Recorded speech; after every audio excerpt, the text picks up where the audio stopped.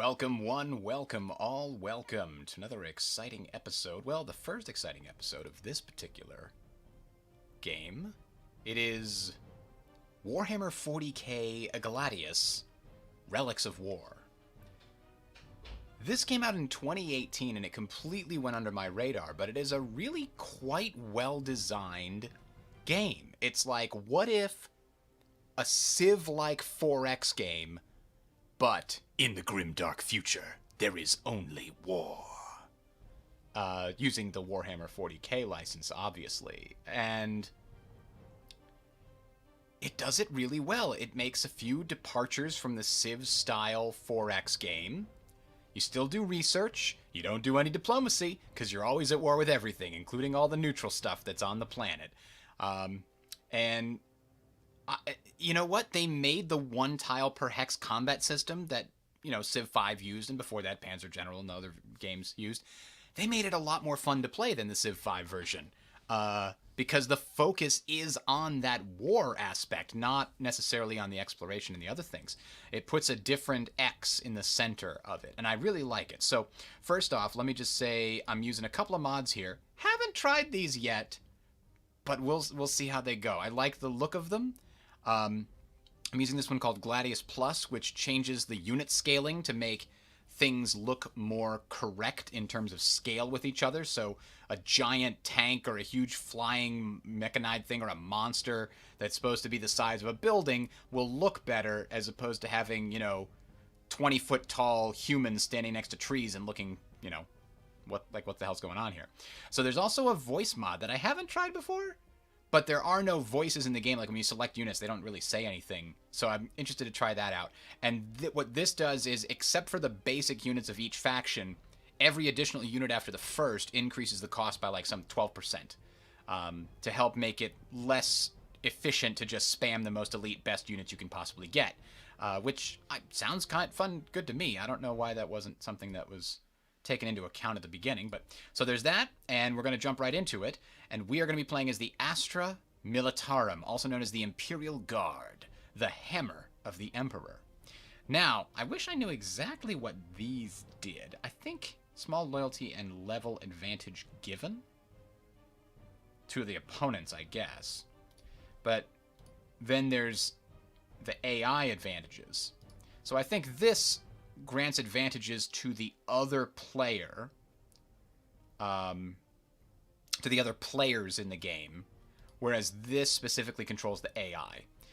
So what we're going to do is we're going to use a slightly larger than normal world, and we're going to go up against hot seat not available with simultaneous turns. Well, we weren't going to do simultaneous turns anyway. We're going to put in some various groups here. We've got Space Marines. We've got Orcs, should be green, yeah. Probably the Tau. And we should maybe put in some Tyranids being black. And what is a large map? 6 players? 1, 2, 3, 4, 5, 6. So then what do we have left? Necrons? Oops. Necrons could be the... it'd be nice if they were green. It's kind of their color. And the Orcs... oh, the Orcs are also green. Maybe it's more of a... Tau are already kind of a blue. Necrons can be weird purple. Alright.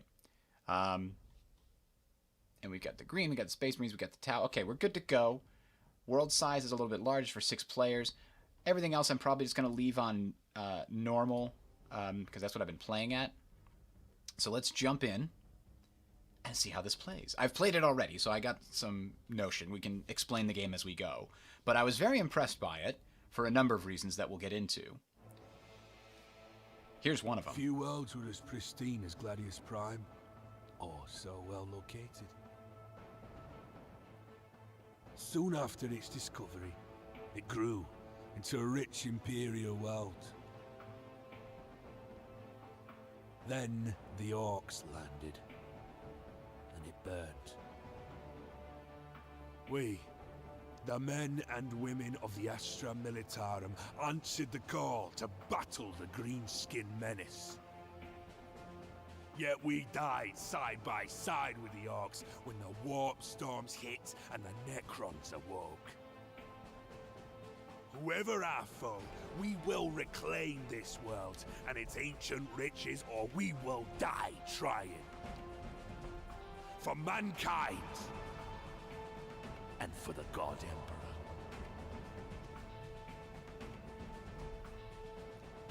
So for those of you not familiar with the Warhammer 40K lore, it's the, 41st century. So, a good 38,000 years from now. And humanity, in this version of humanity, has now got a galaxy-spanning empire. But there are so many foes on all sides that they have to constantly be at war all the time. And they lose forces so quickly that they just breed people specifically to join, as fast as possible. Specifically, just this entire galactic empire is breeding more people to feed into the meat grinder just to keep the empire afloat because there are so many enemies on all sides.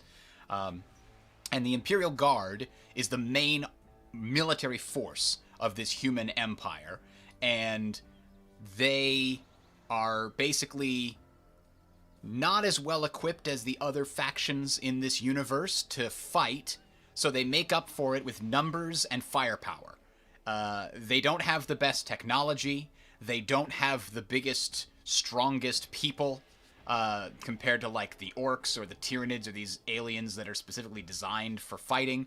But they do have the ability to send lots and lots and lots of people and lots of bullets. Maybe you can't hit as precisely, but they will hit everywhere. So that's the idea behind the Imperial Guard. And all of these factions play a little bit differently. One of the benefits of the Guard is that when you expand your cities, you get a little bit of loyalty each time you do so.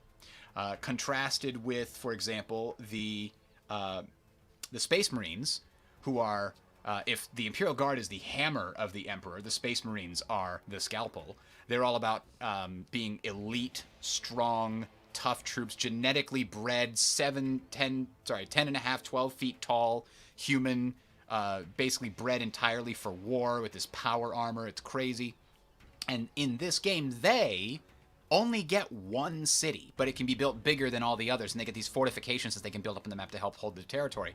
So they play very differently. And then the Necrons can only build their cities in these specific places, and they have their own set of mechanics for how they treat things. And then I don't remember too much about the other ones. I haven't played those yet. Oh, the Orcs have this special mechanic, Wog, that they have to balance. But okay, anyway, so what do we got here?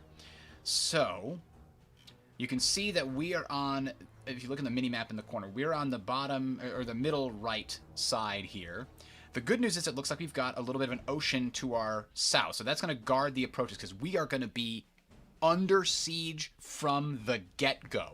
Starting right away, there are neutral units wandering the map that are way stronger than your barbarians from, like, your Civ games. These things can and will, especially the Imperial Guard troops, are very weak, but they're cheap, so you can get a lot of them, but they will die real fast if you don't precisely move your guys well. So, all that having been said, we've got a... Oh, look, they got sound now. A Tech Priest Engineer, I guess, but Engineer. So the Tech Priest is their builder unit, for lack of a better term. It can build cities, and when it does, it uses up itself, just like a settler unit, but it also acts like a worker. It can clear tiles of things like forests and rough and things like that to make them flatter. They also have, the ability to fight fairly well. They have very heavy armor, but very low hit points.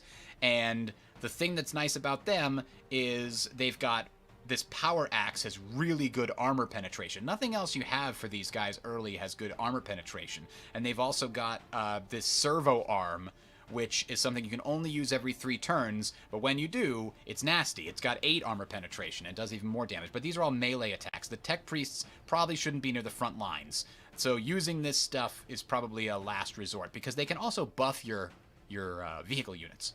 So what I really need to do is explore with my guardsmen, find the best place to put my first city, and then move from there.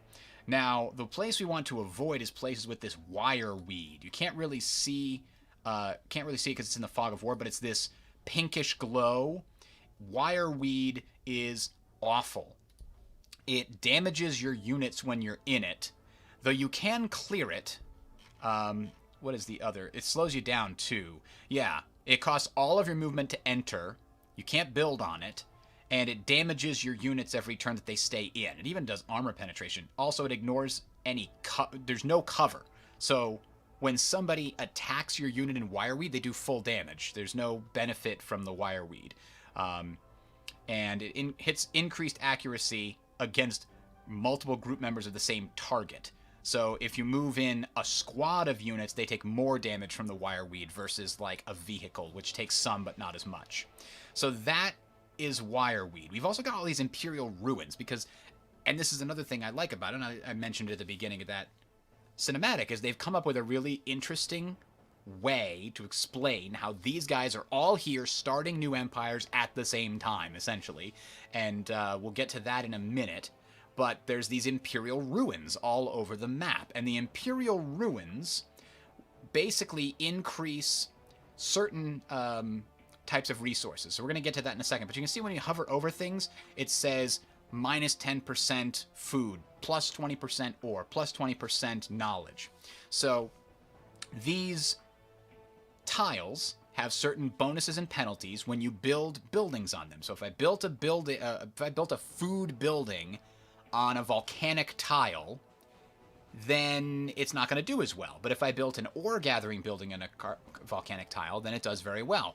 And if we build a knowledge gathering building adjacent to this, I could recognize the silhouette, so I know that that's a ruin of Vol, but you can see adjacent to it, you get extra science all the way around. And then if you go further away, you get less science. I think cold areas also give you research. But anyway, so that is what all these different numbers mean. It means if you build a building that produces that type of resource on that terrain, these are the benefits and penalties associated with that building's production. So you can't build on coast, and I don't think there's any benefit to it at all. So an ideal situation is if we could find a place that's going to give us a good mix of resource benefits. Here's the problem. I don't see any. Not even close. There's no good food places anywhere. Now it's saying we should build a starting building here or here. And you know, that would be fantastic for our ore production. Just look how much ore production we're getting on this volcanic territory. Problem is, we are going to have very weak food production anywhere we go. Now, before we choose this, I do want to check this. Recaf leaf. So you can also look at this here. So these hexes with the special gray silhouette around them, hello Strizel, those are special resources. They're littered all over the map. You can see one here is an ore field, and there's one over here is recaf leaf. Now these things do two things. If you move a unit onto it, it captures it and creates a small outpost. Units on that outpost get better defenses. Kind of nice. You just get a little place where your guys can chill, they heal faster, and they get better defenses against ranged attacks and melee attacks. And while you have that outpost, you get in this case 2 ore. The plus 20% ore, the yellow number, see how the yellow number is different from everything else? When the number is in yellow, it means if your city claims this tile as it expands, then that plus 20% applies to every building in that city, not just buildings built on this tile. And you can see no buildings can be built on this tile. That's what that little hexagonal 0 says. So you can build 3 buildings on this open tile, you can build only 2 on this forest tile, and you can build 0 on this special tile. So capturing this, you're not doing it to build buildings, you're doing it to get that plus 20% modifier on everything, every other ore generating building in the entire city. So that's really good.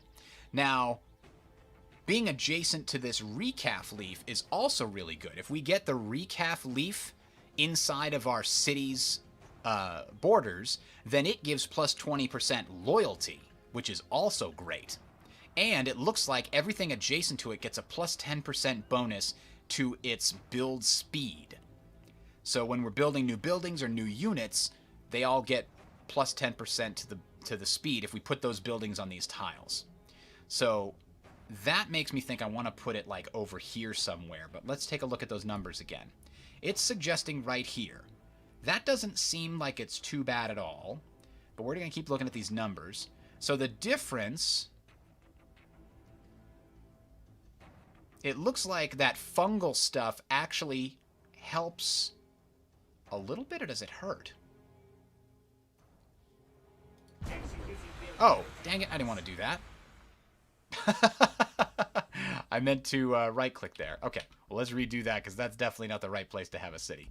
We'll just jump to the main menu real quick and do it again.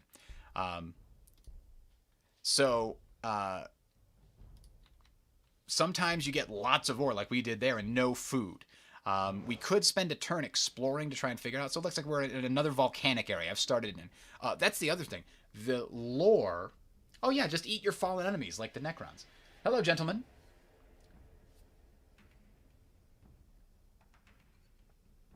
So YouTube suggested the stream for you. Thank you, welcome. I guess, have you played Gladius, or have you searched videos for it? Is that why YouTube is suggesting our stream to you? So, anyway, back to this. Volcanic Imperial Ruins. We've got a special area here, Promethium relay pipes. That increases the amount of electricity generated by the entire city. We've also got something over here. That's obviously another one of those special hexes. We've got wireweed over here, which it's just awful. So this is... Okay, so brush... doesn't seem to be visible, right? You can almost not tell the difference between brush and not brush here. But brush, slightly more food. And it looks like the orcoid fungus doesn't have any effect on the resources, so we kind of can ignore that. Now, the good news is down here we can see there's some grassland. Oh, savanna. Grassland is actually good for food production. You know what else is good for food production? Rivers. Rivers is good for food production. So right here, there's some Imperial ruins in the way, but if we get rid of that, we probably get even more food production. So we might want to put a city like right on this border where we can take advantage of all of these things. And it looks like everything adjacent to this also gives bonuses to power. So our main capital city would be good, really good for generating power. And then we can specialize another city in a grassland area as like our breadbasket, and another city in maybe deeper into this territory that's all about ore. This is still pretty good for ore. And it looks like over here, influence is what this one's going to give us.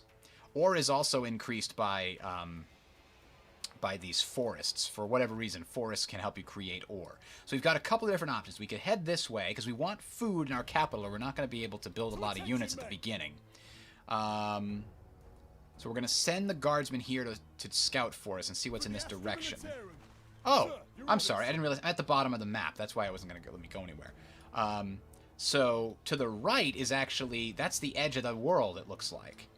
So that's kind of good news. If we put our city like here, we know nothing can come from that direction.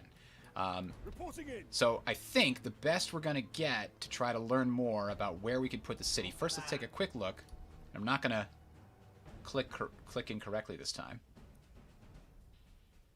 So we get the 40%. We get two 40%, but then we don't have any ability to expand in this direction.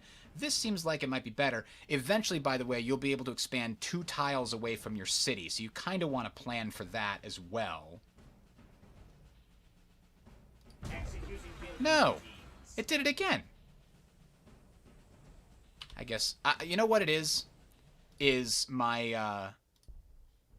my muscle memory has been completely screwed because I've been playing these games that have completely different right-click, left-click things. So this conforms to the normal thing where you right-click to deselect somebody.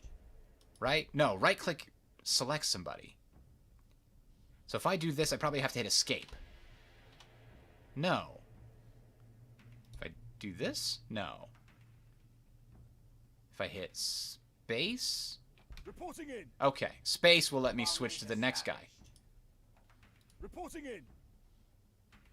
So, okay, anyway, let's reevaluate our situation here. So, we're in desert, which is plus 20% to energy.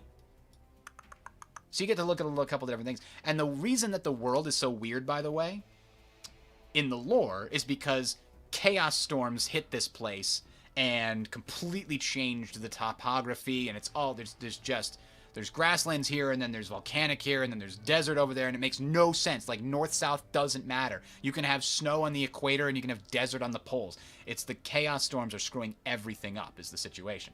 So, again, it looks like we're not quite in the south. There's some stuff down here, but there's probably almost certainly no enemy factions there. There's probably some AI down there. We've got the edge of the map here that we have to worry about. Why does the UI look like Endless Legend? It does take a lot from Endless Legend, I think. Maybe inspiration, maybe a little more, who knows. But these areas here, the Necron Tomb, by the way, gives more power. Which, oh no, the power boost is actually just from being next to this. The Necron Tomb doesn't matter to us. It's just the Necrons can only build their cities on specific places.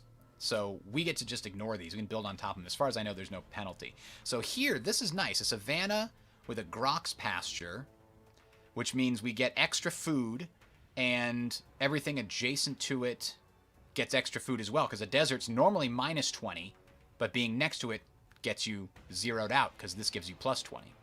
So I think it might not be terrible to have some farms right on this savanna here, because it gets us some extra food, and this is going to give a food boost. We've also got rocks over here, which we could put farms or ore on. That's good, and then we can put power here and here. So this is every resource we need. Nice contained area. Let's send out the guard to do a little bit of exploration, just in case there's something we're missing. And there's a ruins of Vowel here that we can get right on turn 1. Now, these are like the goody huts in a Civ game.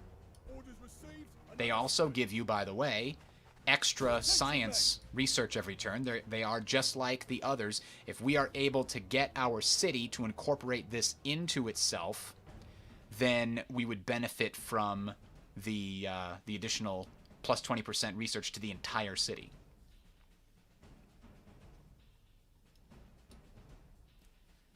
Now that puts us in a bit of a dilemma here, right? Because, oh, we found some enemy units too. We'll get to them in a second. Because I kind of like the idea of putting my capital city right over here, getting access to the farms and the power and these rocks. We're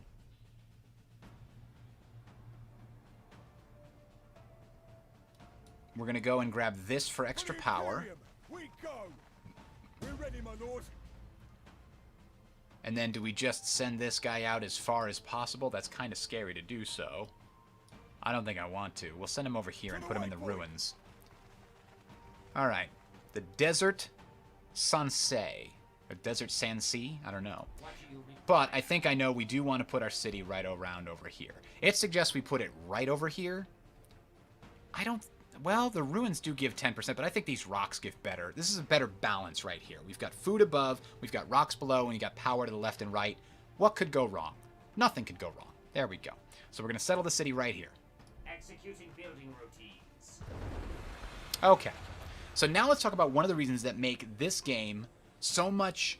It solves one of the classic problems in Civilization games, including things like Endless Legend and Endless Space. And the classic problem is, okay, you got all these resources. You got food, you got ore, you got power, you got research, you got influence, whatever you want to do, and you've also got production. Now, the problem is that hammers in Civ, where you're, got hammers out on the board to produce things faster, right? The problem is that production is king in those games, especially Endless Space 2.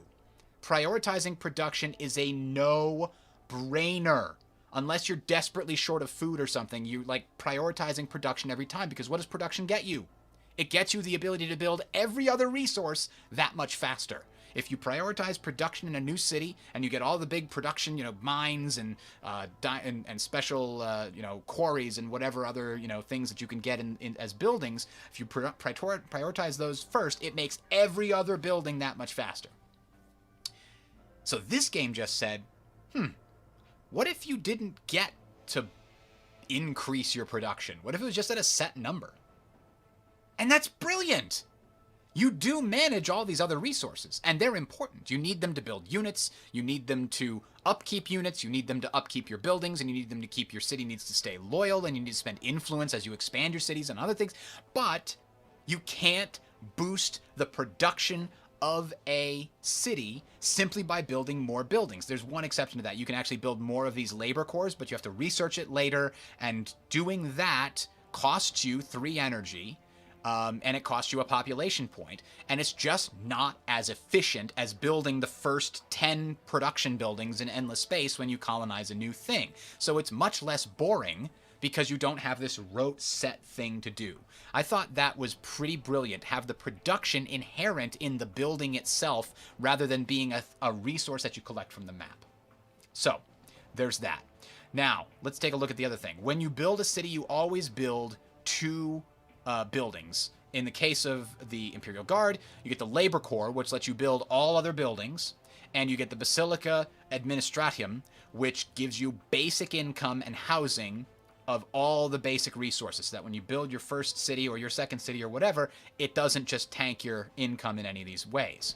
So what are all these different resources? Well, food is used to sustain population, so as the city grows, you need more and more food to feed it. But it also serves as the main, for the Imperial Guard, food and ore are the primary things they use to construct their units. The infantry is constructed with food, and the vehicles are constructed with ore. For the other factions, they have different primary resources. But that's the main thing for us. So ore is basically our vehicles, and it's also the upkeep for vehicles, and food is the upkeep for infantry. And then energy is the upkeep for buildings. Any buildings you have, except I think the Basilica Administratum and any other power-producing buildings, will cost you energy as upkeep. That's the only thing energy is good for, is just upkeeping your structures, as far as I can tell. Maybe other factions use them differently. And then influence, every time you expand a city, it costs you more influence in upkeep. And it looks like it costs influence to recruit heroes and purchase the hero items. I remember doing that in my previous games. And the Imperial Guard can invoke edicts in the city, which is basically a 10-turn boost to something. Okay, 10-turn boost to ore production, 10-turn boost to infantry production, 10-turn boost to vehicle construction. You can have those enabled, and it costs you influence to do it. So that's all the different things. And then we start with the ability to clear tiles, construct farms, ore extractors, plasma, ionizers, Officia Tactica, that's the research building, and then Agitator Station, is that how I'm reading the Gothic right? And then Imperial Barracks produces units. Now, we can't build any of these because we don't have any spaces left. We settled this on an area with rocks, which means it only gets 2 building slots. So we've got to spend our first time acquiring an adjacent tile. And since we are probably going to worry most about building infantry early on, we're going to head over here. Now, the other thing and the other problem that a lot of 4X games get into is that food is like the second most important resource next to production, because food equals growth, and growth is everything else. You can't get more hammers in Civ unless you get more people to run the hammer, the mines and things like that, to actually use the tiles. In this game, again, food is disconnected from growth. Growth is a static 8, at least for our faction, and when your population gets closer to the limit, I think when it's within 5, when you have less than 5 housing, so if we had 2 population here, then we'd only have 4 housing left over, and that slows the growth. So then it would be only 7 per turn, and then it's only 6 per turn, and then it's only 5 per turn. So by the time you are down to only having 1 slot left, the growth only happens at half speed, right? So instead of every 4 turns, it's every 8 turns is when the growth comes in.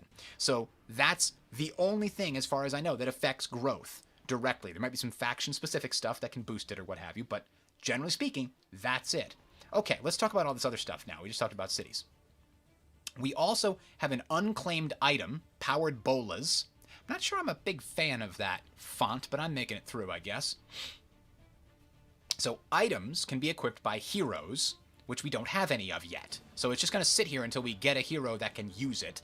And it's got one charge, which I think means is a one-time use item. You give it to your hero, they use it to slow an enemy, and then it's gone forever. So it's kind of a weak item. We gained that because we explored the ruins of Vol.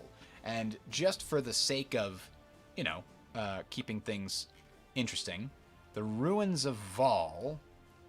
Special feature that provides a reward to the first unit that enters the tile and increases the research output of the city when acquired. It's unclear what this is. Some time-worn structure rearing up from the shattered surface, made from the same impenetrable material as the rare artifacts that dot the planet.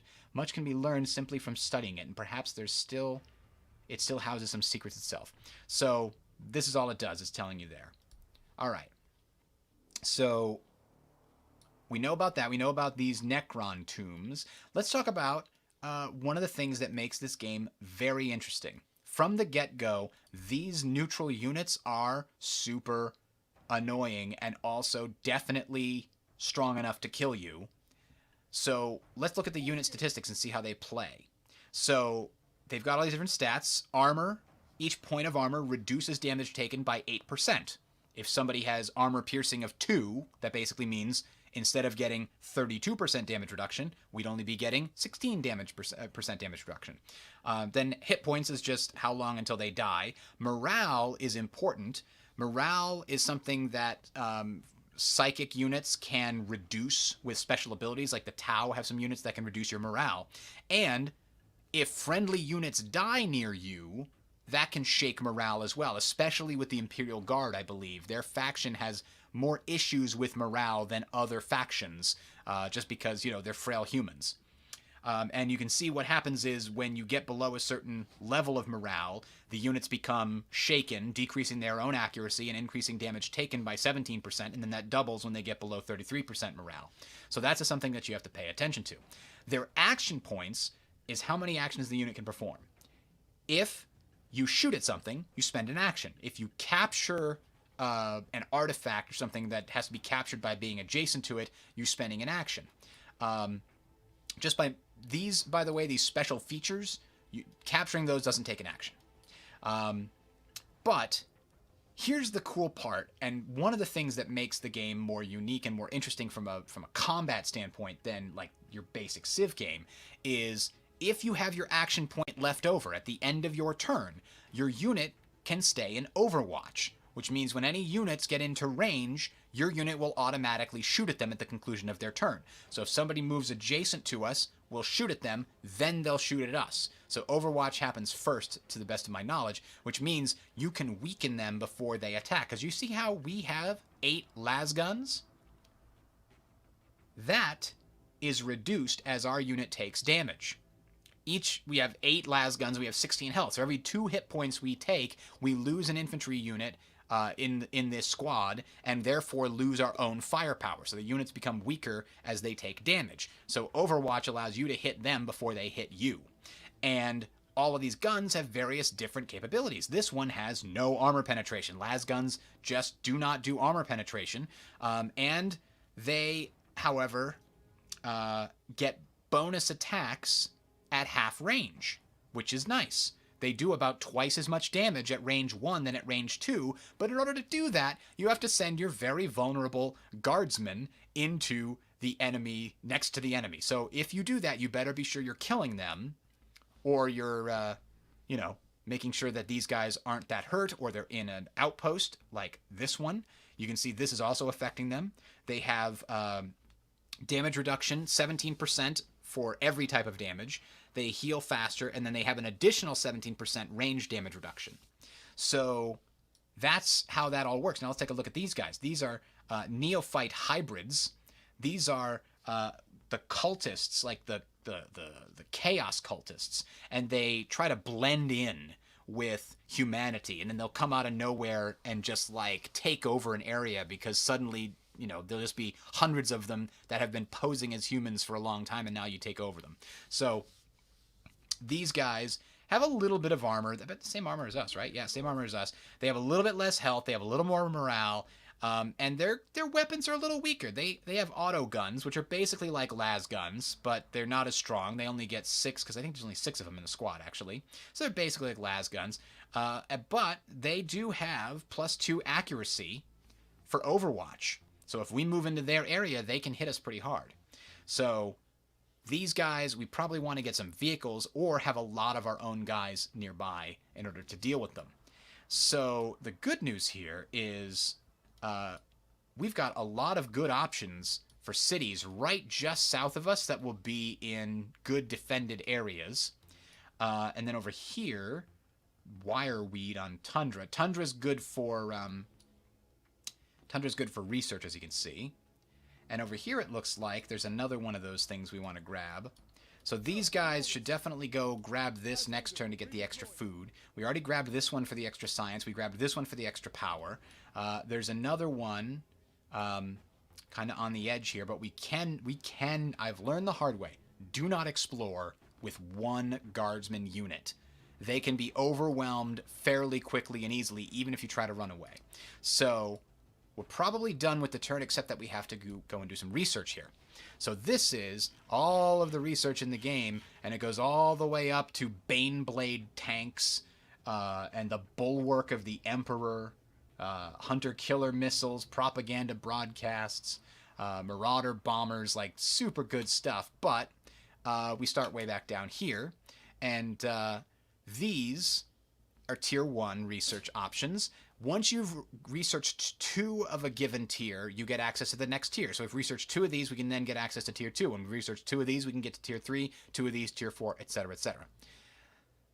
That means if you stay and research everything in tier 1 before you really get to tier 3, yeah, you can do that. And yeah, there's a lot of good stuff in here, but you're going to be slower getting to the very strong, powerful units like the Basilisk compared to other AI players. Maybe that's not a big deal. Maybe it is. We'll have to find out. But for me, I find that the frag grenade is one of the best things to pick up early for the Imperial Guard. Gives them the ability to throw an anti-infantry grenade, which does bonus damage based on the number of units it's hitting, which means when you throw it at these squads, it can do quite a lot of damage. But it's got like a 9-turn cooldown. So here's the wireweed we were looking at here. Necron Tomb, we talked about, that's the only place that the Necrons can build cities. Grok's Pasture, special feature that increases the food around Heatstones. Alien storytellers muse about the Groks, the dangerous herd animal that is ubiquitous throughout human lands. Wherever man goes, the hardy Groks travels with him or is there before him. Some joke that the Groks was the Old One's most successful creation. So the biomass here, that's for Tyranids or Necrons. I can't remember which one of them uses it. Requisitions is for the Space Marines. Food is for us. So that's simply showing only our statistic here. We found these pipes, which give good power for us. Heavily armored ducts once carried energy-rich promethium to the planet's extensive human cities from deeply buried auto refineries. Now with the cities in ruins, the surviving pipes can be exploited by whichever race claims them first. Excellent. We found the ruins of Vol, as we mentioned. They're just these weird structures that were either here and poked up or were sent here from the chaos storms that swept through. It's unclear. Here we have the neophyte hybrids we were just looking at before. We got the powered bolas. And the Desert Sand Sea is just the name of this area that we found nearby. So I think we're going to end our turn. Let's see what they do. Oh, they did a special ability to reduce their damage, I think. Ah. Here's another very important thing.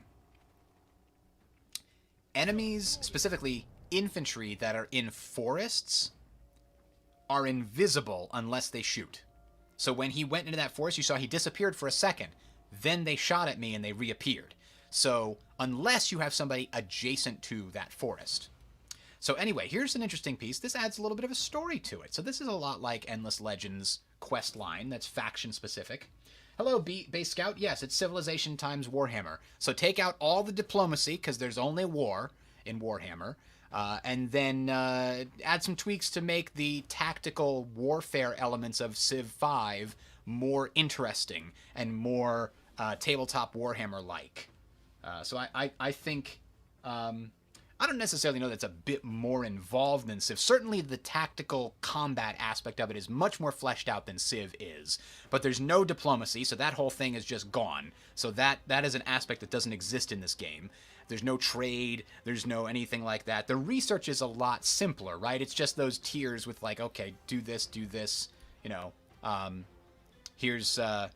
Here's 4 options, here's another 5 options, and you know, it's all fairly simple stuff compared to Civ can have some very interesting and powerful options. Anyway, here's the quest. Life in the Guard. So this explains what's going on with our faction, what's our motivation. And here it is. So Gladius Prime, as you know, seemed an excellent placement for Senior Imperial Administrator. With its rich resources and strategic location, it was both easy and prestigious to rule. For the local people, life had been by the book. Until the day the planet's space stations fell flaming from the sky and the orcs descended, followed by even worse Xeno horrors. The resident Space Marine chapter stood fast but could barely hold out. As the commander of the reinforcing Astra Militarum forces, you landed on the planet months ago, but the unexpected reappearance of the planet's warp storms has trapped you on the surface. You've regrouped with the surviving civilians and Astra Militarum troops into one city, but there must still be soldiers scattered beyond the walls. We must gather them, rebuild our cities, and reclaim this planet. For the Emperor! So it says.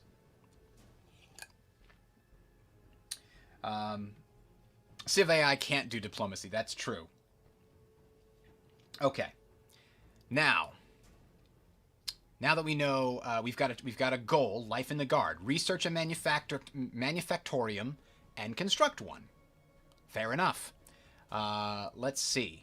Meanwhile, neophyte hybrids attacked us and we took a little bit of damage.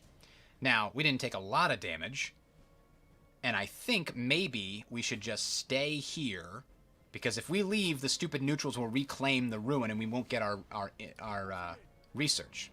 So what we should do is send these guys to go capture this and get our increased food production. There we go, we got 3 now.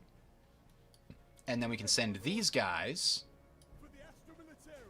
Hopefully nothing comes and reclaims this, but in the meantime, we got a little bit of extra energy. We're fine there. You can stockpile all of these main resources, by the way. So if we gain, like, 250 energy, we can then run an energy deficit for a while in the future. How is a city in cover? That's a good question.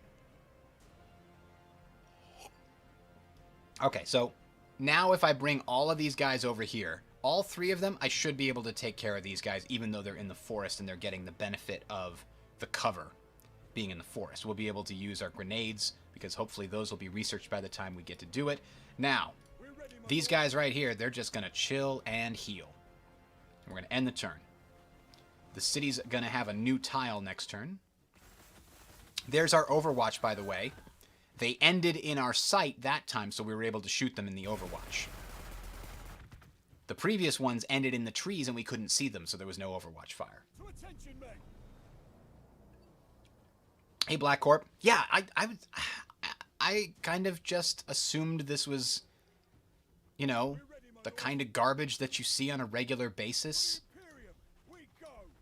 But it's got some very clever designs behind it, and I've been having a lot of fun with it recently. These guys, I think, are just going to stay chill. They're just going to rest until healed. They're just going to keep healing inside of this where they've got the bonus to healing. They got the bonus defense. And when everybody can come together and attack these guys all at the same time, that's when we make it happen. So now we expanded our city to this area here. We can build now something else. So we know anything we build here will be able to extract stuff at a decent rate. But the food will be the best. We'll have to research a manufactorium first. So let's just build a Soylent's farm and put it right here. So we're going to get 6 plus 20% means we're going to be like 7.1 or something like that. And we should be good. That's going to take 4 turns because the labor core operates at 6 every turn. Nothing we can do about it. All right, and that should be the end. Oh, they did that stupid thing where they've got...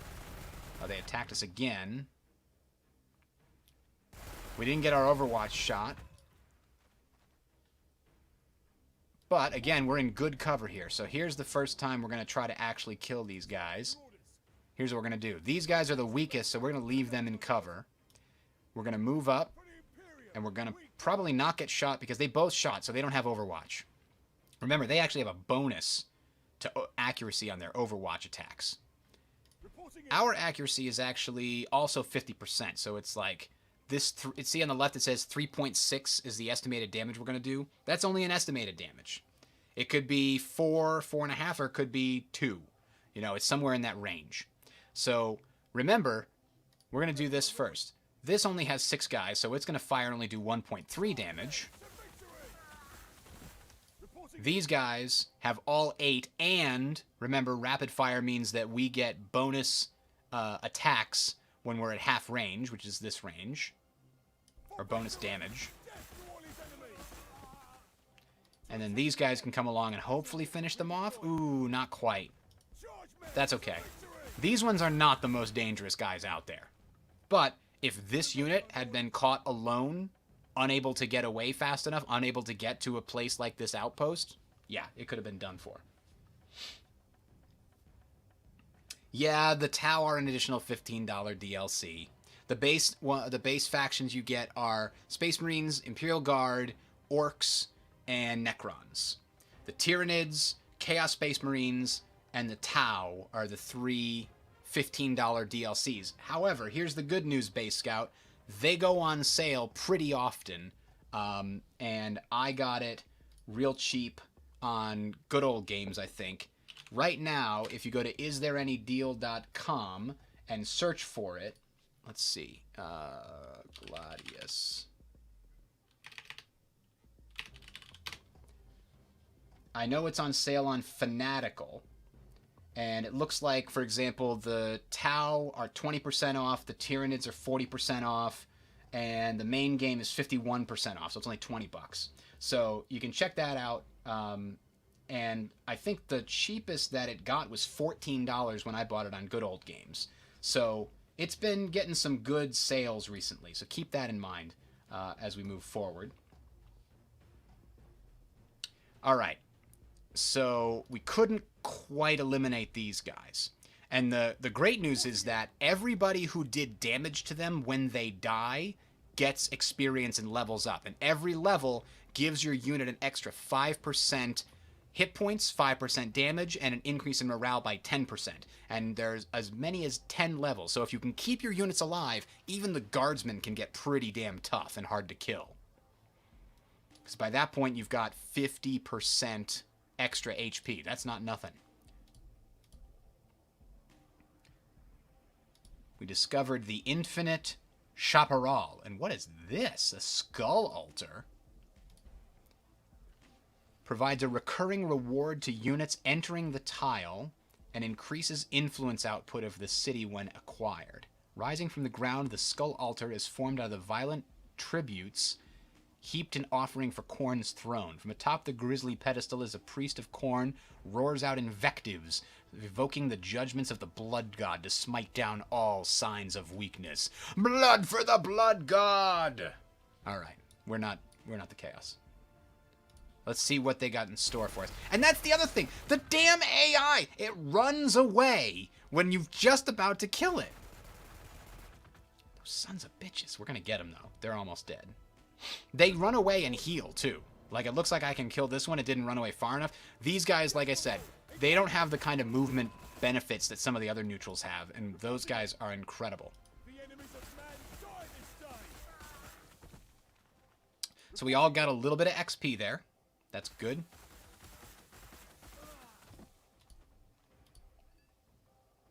Not only that, the AI doesn't have anywhere to run on this border, so it's easier for me here because the end of the map is there. Thematically, what does that mean? I don't know. A big cliff.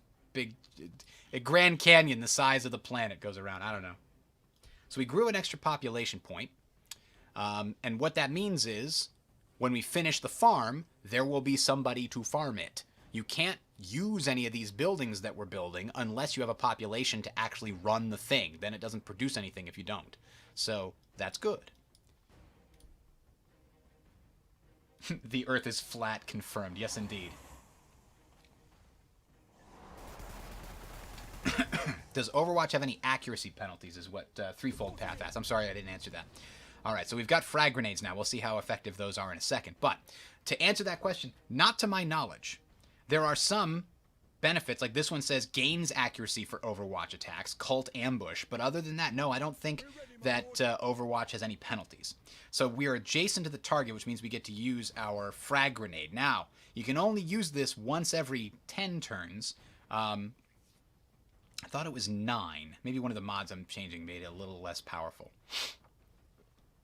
It consumes all their movement and action. I could have moved first and then used the grenade, but we're just going to use it because we're here. Now, this only does 1.5 damage, and 8 are being thrown. And it has 0 armor penetration, so how can it do a lot of damage? Well, because the trait, Blast, hits multiple group members of the target unit. That increases the damage by 3x, as I recall from reading on the forum somewhere. So we're only going to do 1.8 damage if we just shoot at them. But if we use the frag grenade, it's 4.1. That's a significant increase. We can do the same thing, come over here, throw another frag grenade.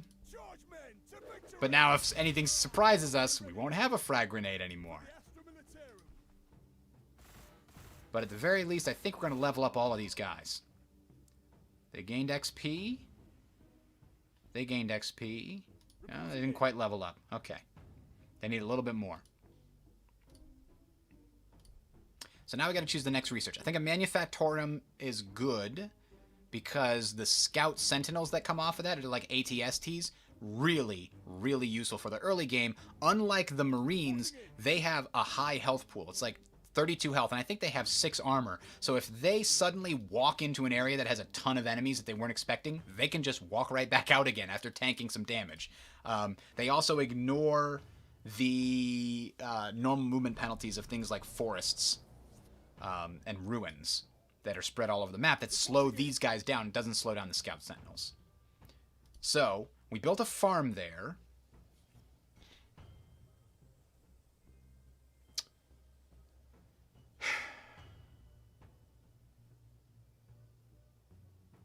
We've got 2 more slots. Ideally, we want these to be like our main farm areas. But we can probably fit something else here. And I think it could probably be research, because there's nothing around us that gives a bonus to research until we get out here. We're not going to get that for a bit. Right now, we're only producing 8 research a turn. So getting some more research is pretty good early on. We're going to do that.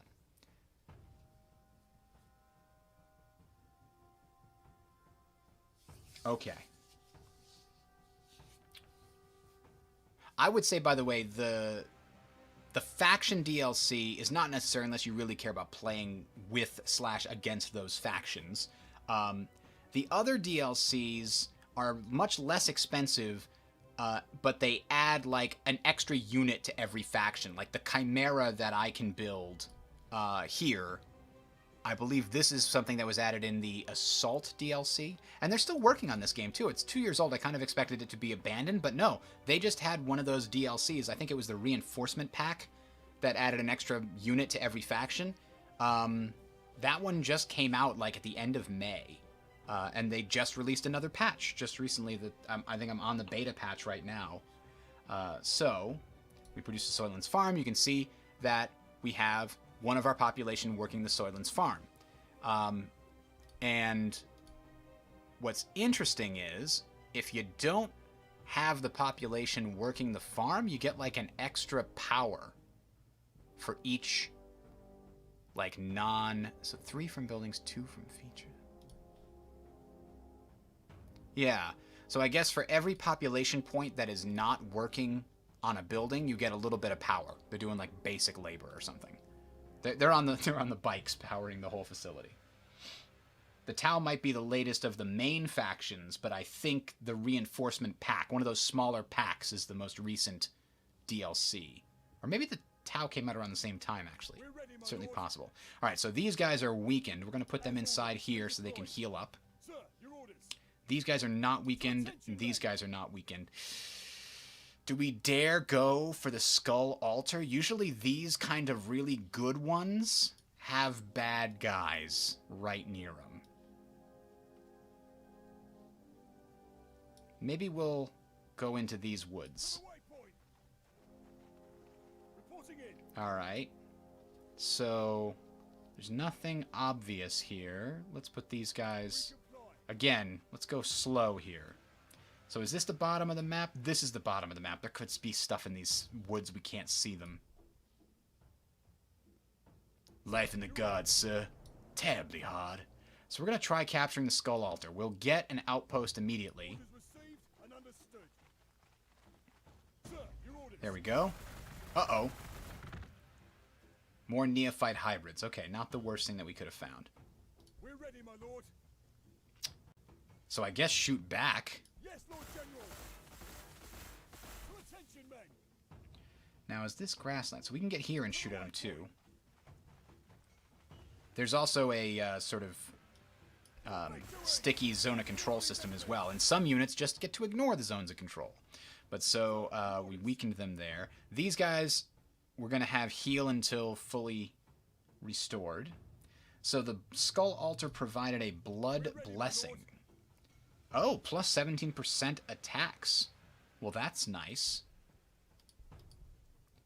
It's charging. It needs 10 more turns before it can provide a blessing to another unit.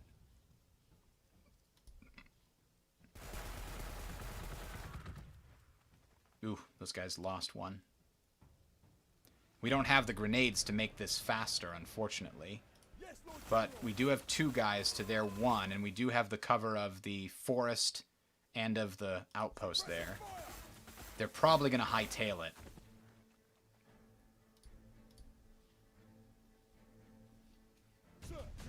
Alright, we've unlocked the Manufactorum, which allows you to build all these different vehicles. But we can only start with building Scout Sentinels, because we don't have the technology to do all the other stuff here.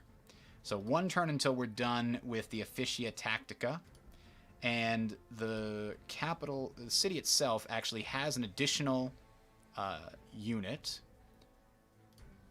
We're going to put the Manufactorum there. Oof, I hate to put the Manufactorum there. Can I not? How about we acquire a different tile and put the Manufactorum there?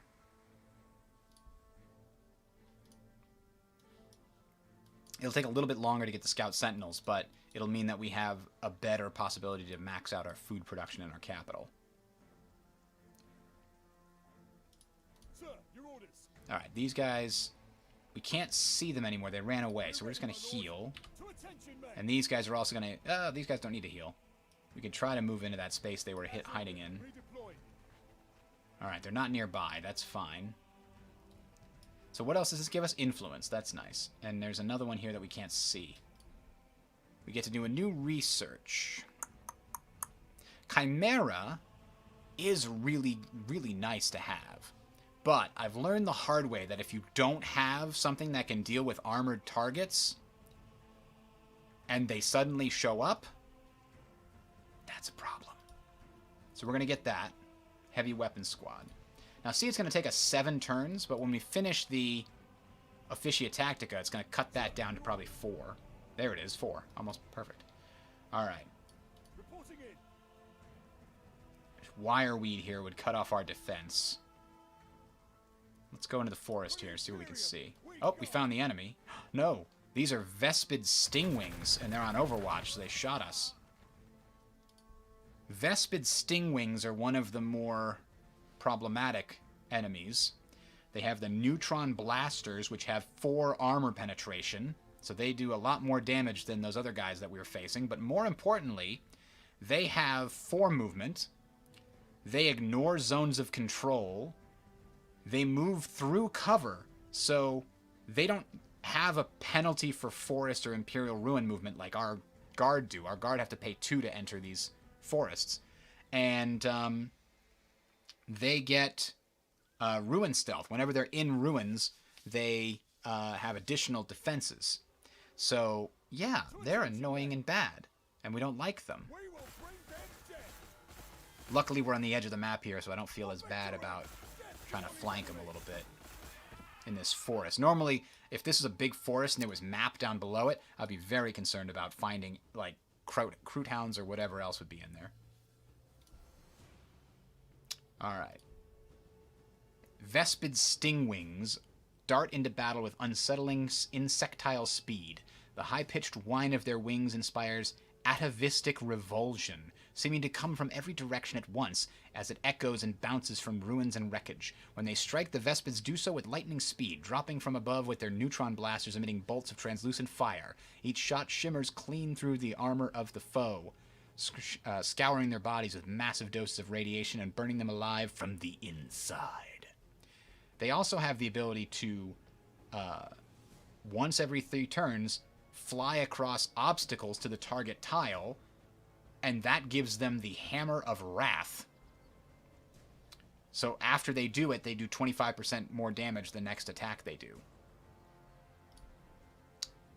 So yeah, definitely a step up in problematic to fight compared to the other guys. Which we still don't know where they went, by the way. They were healing somewhere. I didn't even kill them. We still got 4 turns until the crack grenades are available. They'll probably run away from this particular... Now that they're weakened, we'll see.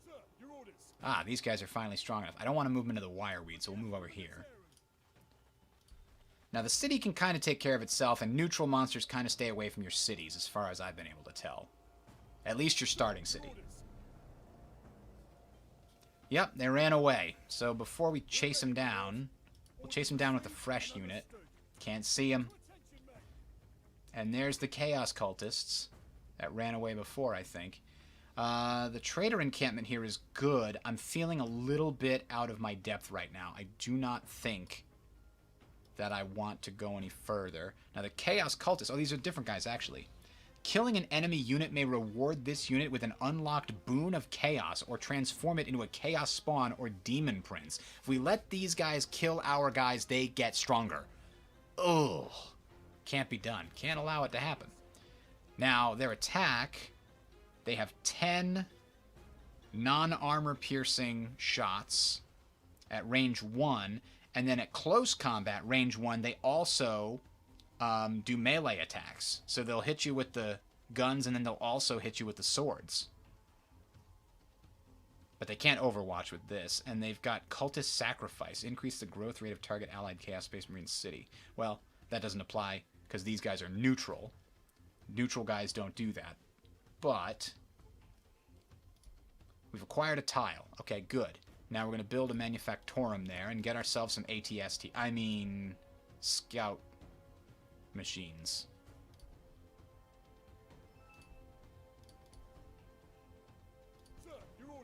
So we're going to bring these guys over here just to make sure we don't get overwhelmed, but I think we're going to make a strategic retreat up through these woods to this area, closer to our base.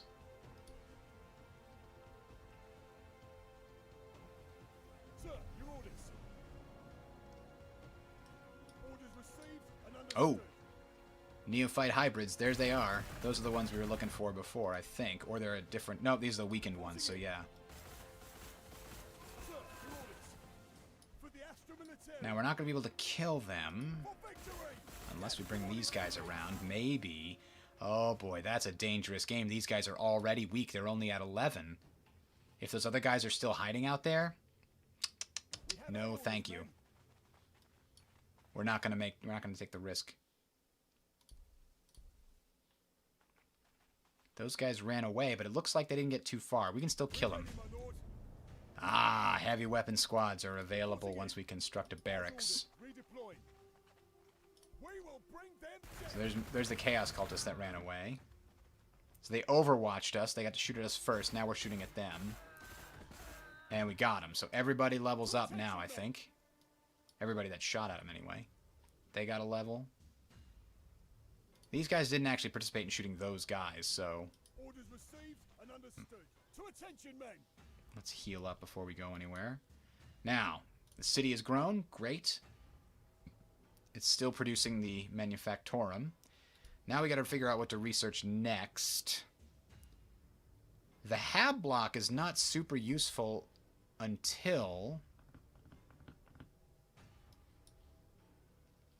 we get more loyalty.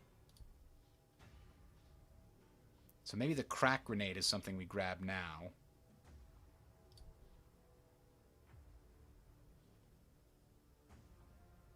Just that the infantry have anti-armor grenades.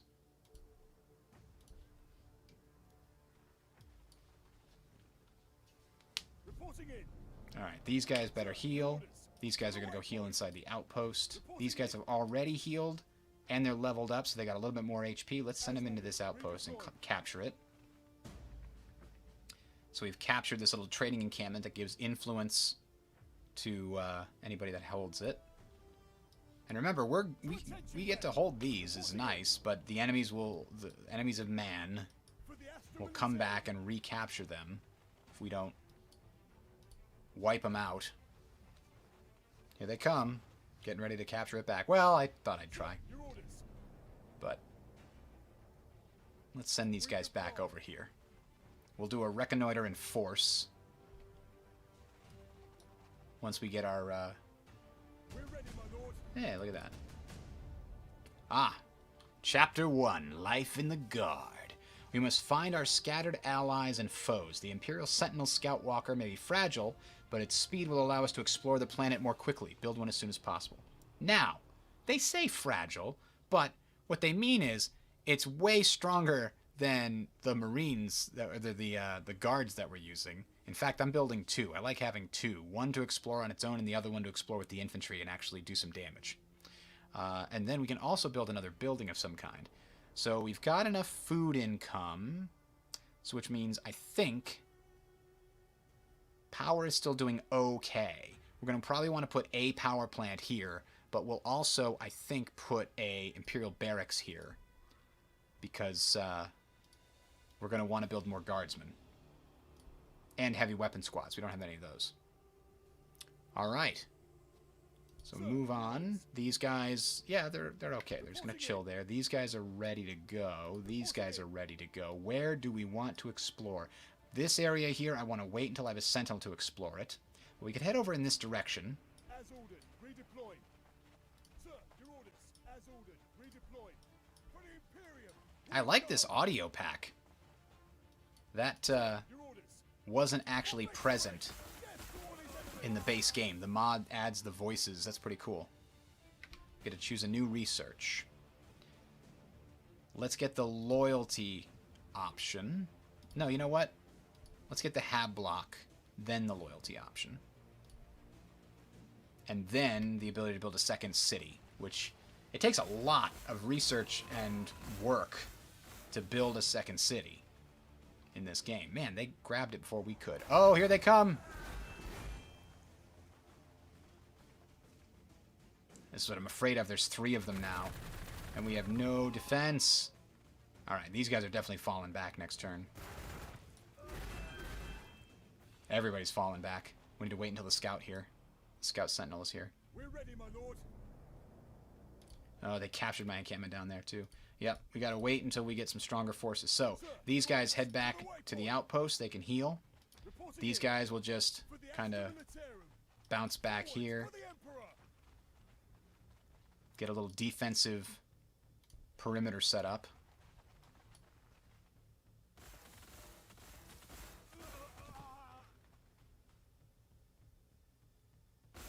Oh man, all 3 of them get to overwatch. Because none of them fired that turn. Ah, they fell right into our trap, men. Good job. Oh god! They're not done! Those poor bastards. Reporting in. We're ready, my lord. Alright, here's what we'll do. For the Imperium. Crack grenade, go! Men to victory. It's super effective! Sir, your orders.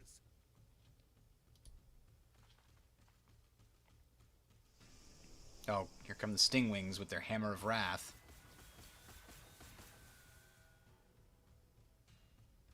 Oh boy. We don't have any more crack grenades on these guys. To attention, men. We might have to abandon this outpost right here. I don't want to lose these guys, and I don't want to lose these guys. Reporting in. Orders received and understood. Orders received and understood. These guys can actually go in the city. They'll heal faster there. New research. Sanctum Imperialis. Yeah, let's get the Cult Mechanicus first. Nah, let's get this one. Chimera might not be bad either. Let's get the Chimera, actually. This will help us with this current situation. Chimera is done in 3 turns. So we'll build the Chimera next and then the next scout after that. Chimera is like an APC. It's an assault transport. Alright, this sort of fighting retreat, and we've lost some territory, we've lost some income, but at least... Uh-oh. I was going to say we've been taking them down as we flee, but... we got to pull back into the range of the city. The city can help defend us here. So when you put them in the actual city center, they go in here, and they'll just heal in there. They don't do anything else. These guys are going to stay behind the walls where they have city protection, which is a higher healing rate and a lot less damage than they take even in ruins and fortresses and outposts.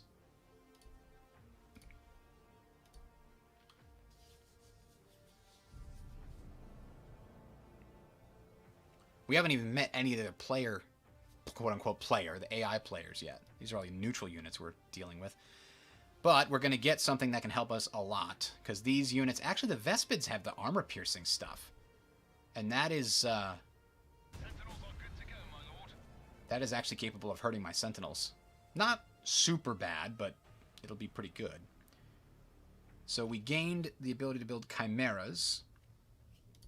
And we finished one of those goals. So we received 50 ore, thank you. From the safety of his sentinel, the pilot reports that surviving civilians are being hunted by the degenerate Kroot, a polymorphic xeno species gone feral. Kill the native xenos. This is interesting. This is a different quest line than I had. Oh no, maybe it's the same. Increase the damage of scout sentinels. Okay. Well, let's send the scout sentinels out there. These guys in the city have healed up, so they can come out to assist. And now we can build Chimera and then one more Scout Sentinel. We've also built a barracks. Let's give one more Guardsman and one more Heavy Weapon Squad. When I'm done with all this, I'll probably need to build some ore buildings. And just basic income of all these different types. Specifically, let's build a power building here. And we'll recapture that power.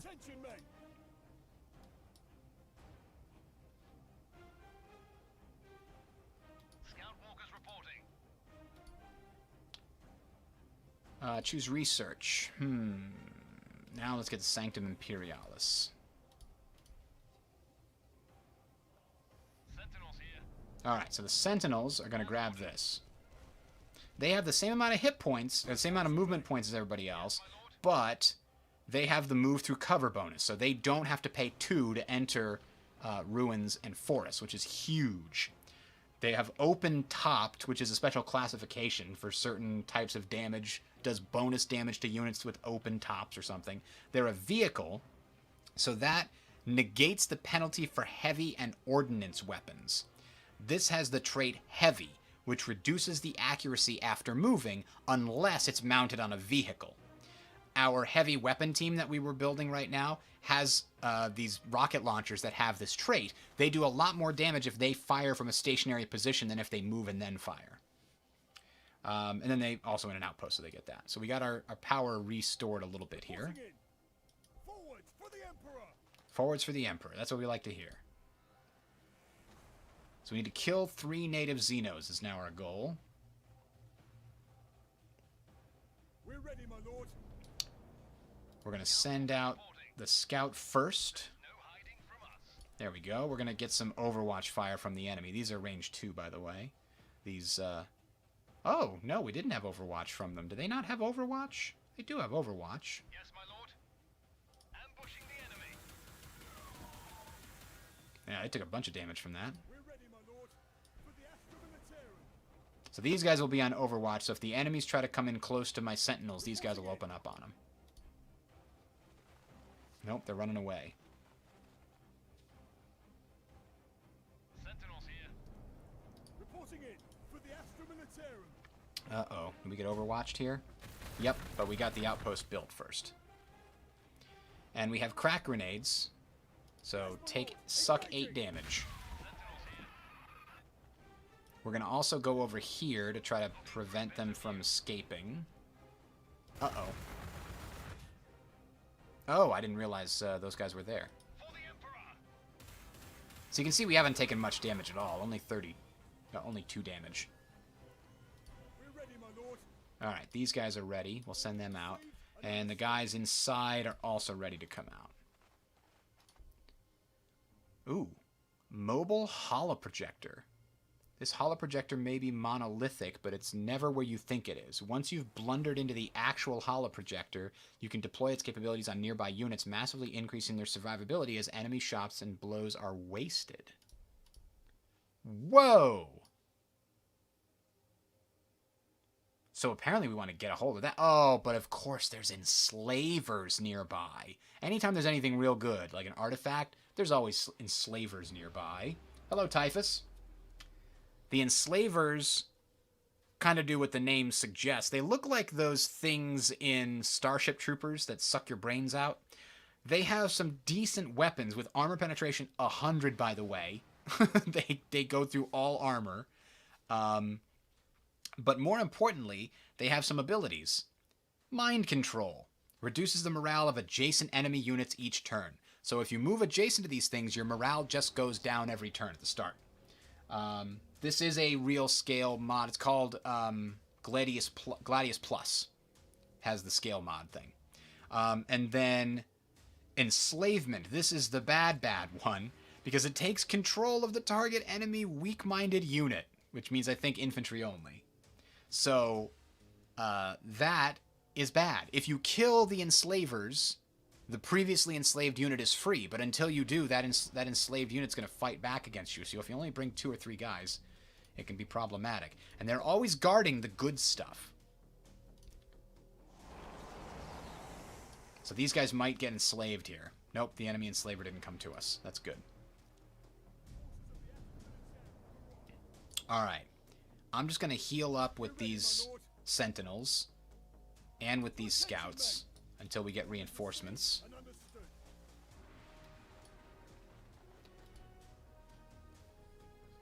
So we could expand further. Yeah.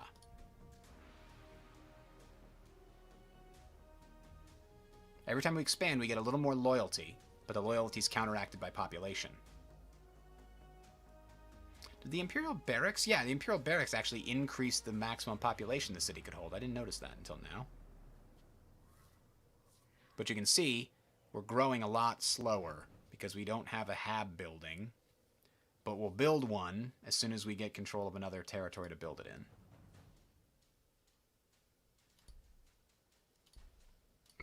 Here's some more guardsmen. We will have a rally point on this side of the building for future. Uh-oh. Remember when I said I've got to have something to deal with armor? It's these stupid robots that came in with 8 armor and a lot of hit points. Last time I ran into those guys, they did a number on me. Because I did not have heavy weapons teams. But this time, I might. The local seat of the Imperial cult may appear dark and gothic, but it is in fact a hallowed place. Adorned by statues of saints, it is a venerated local symbol of the Emperor's godlike will and provides inspiration to the nearby populace. Ready for action, sir. Ready for action. Providing fire support. We're ready, my lord. I bet you we could kill them if we left this outpost. But then this guy would come in, so we're going to stay in the outpost and just shoot at him. Ah, these guys might be able to shoot him and finish him off. Yeah, get him. Alright, we're all getting experience. Except these guys in the back. So the Sentinels started getting some XP. That's good. So these Castellan robots are ancient monstrosities that stamp to war, each an unliving giant assigned a deadly purpose by its master. Soulless, these metallic golems are given a thought only by the Doctrina wafers in their recessed chest slots and the Cybernetica datasmiths that program their every move. These machines are walking relics from aeons past, and all the deadlier for it. The air nearby thrums with power, bullets ricocheting from their repulsor fields that glow like golden cages around them. Volleys of phosphor blasts and promethium incinerate their foes. Yeah, they've got flamethrowers. We've seen it. It's not good. We're in the process of getting a heavy weapons squad. Soon. Oh, the meta packs are actually really useful to have on my guys here. Every 10 turns or so, they can just heal. Oh, good, they left. So we got one more thing added to our list. It would be nice to get this trader encampment, but so far, no dice. We can't take this until we deal with those stupid enslavers. We're going to wait and heal everybody up first. And get everybody else over here. Oh, and nice. We've got our Chimera. Chimera has these lasgun arrays. These are manned weapons. They will not fire unless you have a unit inside of this APC. And they also have the same bonus to attacks made at half range. But even if you don't have people inside of it, it's still going to use a heavy bolter, which has a little bit of armor penetration, and it's still going to use the multi-laser, which also it has no armor penetration but does a bunch of attacks. So coming back here, we're going to build the Hab block, and then we're going to build the loyalty building, the Sanctum Imperialis. And then I think we're going to acquire yet another tile, because we want to leave one thing here for ore or power. I'm not sure. Probably power, and then ore, and then food in all of these if I can do it.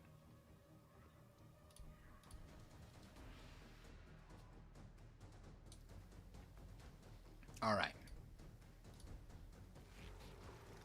Oh no. The slavers! Fire! Everybody fire everything!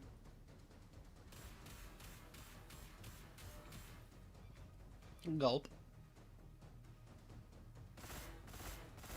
Overwatch, quick. Oh, we got one of them. Big brain move. Here they come, though. I bet they're going to do something.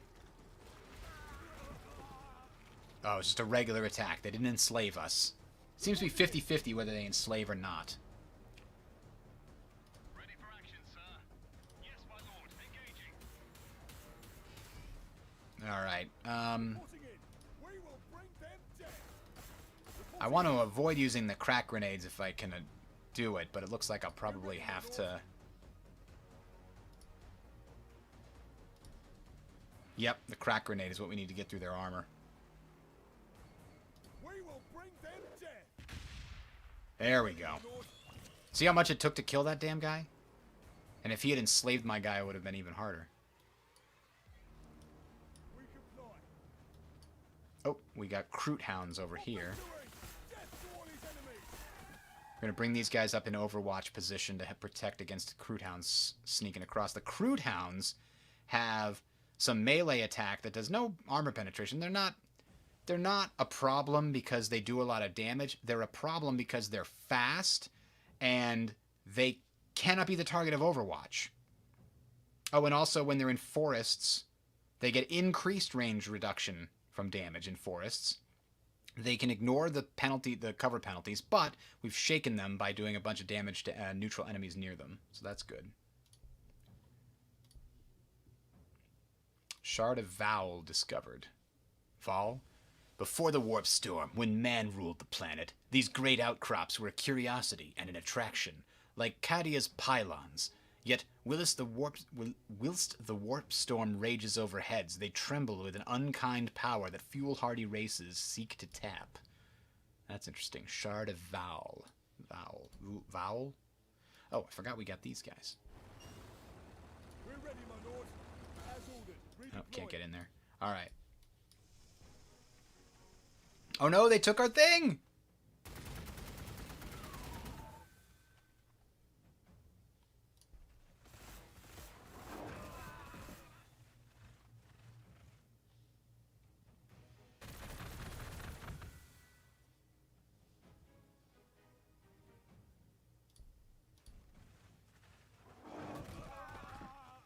Oh, geez, look how fast those Kroot Hounds just ran way around everybody. They couldn't get... There's no Overwatch against them.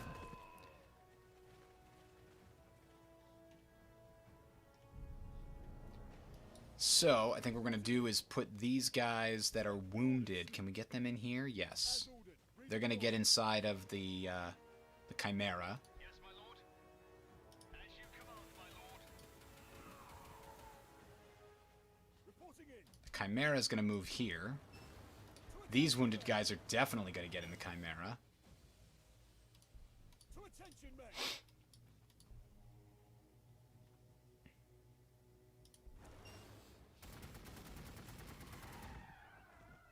Mission accomplished. Good job. Ah, life in the guard.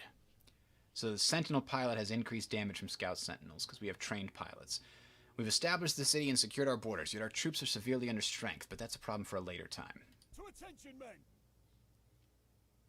Yes, Lord General. Alright, we'll get that power relay back. Reporting in.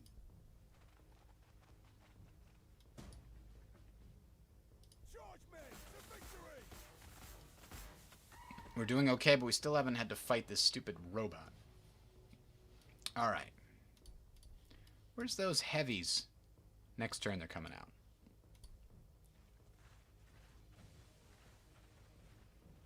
Oh, the Crude Hounds went right after him. No overwatch against those guys. Look how much damage they do. Yikes. Okay, well those guys went in there to be safe, but that hasn't apparently helped them at all. Rallying the remnants. Though we've rebuilt our city and cleared its perimeter, our missing soldiers outside the city are still being hunted down by foul Xenos.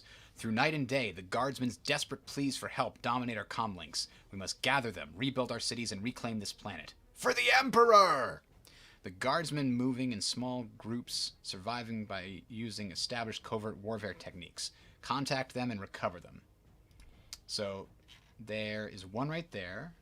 There's one up here. There's one way down there. Alright, so let's send the heavy team down here to help deal with this robot. And we got another Sentinel coming out. We can send the Sentinel down here to recover them. Oh, boy. Sir, your orders. Ready for action, sir. Ambushing the enemy.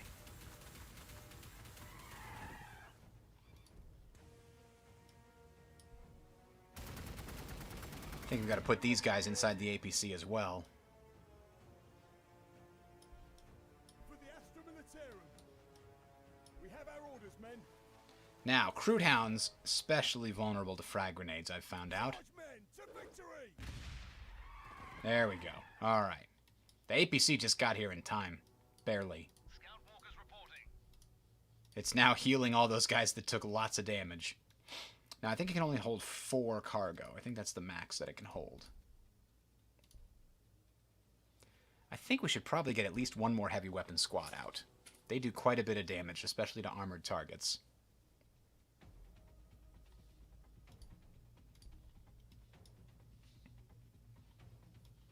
Scout walkers reporting. Ah, metapacks. Those are good. Now, these Scout Walkers, I'm actually going to leave them here and just heal. These guys we can actually capture. Imperium, we go. Oh, damn. Capture, quote-unquote. We can reclaim these members of the Guard. Reporting in. As ordered, redeploying. A fermentation pool gives us food income and plus 20% habitation if it's inside a city's borders. For Almost victory. kill these guys. Head towards enemies. Oh, we can capture whatever this thing is. This is mobile holo projector. It's an artifact. It's capturable, and it's invulnerable. And it has a passive action. Increase the hit points of all your units. That's good. I like that. Let's make it happen. There we go. All our units have an extra 10% HP now because we've got the holo projector working on our side. Fermentation pools. The apparently natural water source looks welcoming to any wildlife, but woe betide any thirsty grox that wanders by. The pool's unusual bacteria rot down the planet's plant life and concentrates the runoff into something lethally intoxicating. More advanced races can collect and refine the liquid for trade or entertaining consumption. I guess that's what we do. So now, we definitely need to open up the opportunity to build another city. And the question is, where are we going to build it? Well, this one's got a pretty good lock on food production. I wouldn't mind having a city that was good with ore. Also, as a good possibility, is a city that's great for science. Tundra is good for science. This is good for science. I think we put a science city like right here. It could get a little power as well, but it can do science, science, science, and then over here it can do some food, and over here it can do some ore. So we do another city that's not... It's mostly dedicated to science. Everything around it is going to be science. So science and power, science. So yeah, that's a great spot for a city, I think.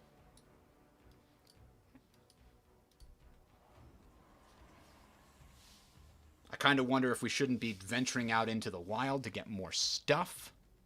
But oh dear Jesus, it's a robot.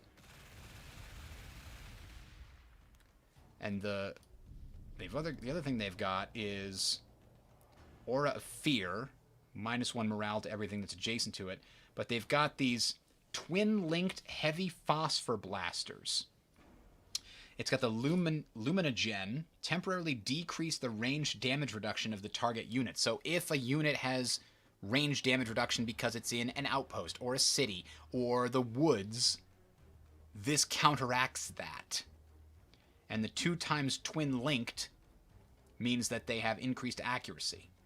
And they've also got this flamethrower that ignores cover, increases attacks against open-topped troops.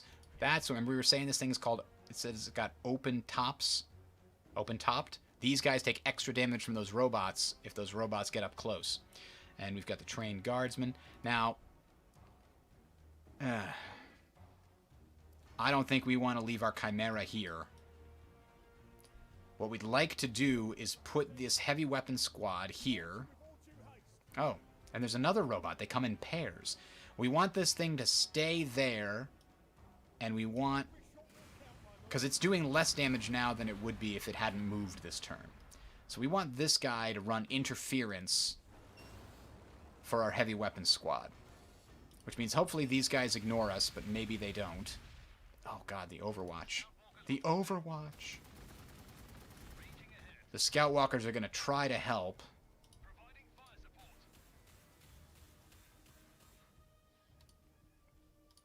And you know, we're going to send a guardsman out. It's at mostly full health. He can use his armor-piercing grenade. Oh god, there was another for Overwatch. Ugh. 3.2 is not nothing.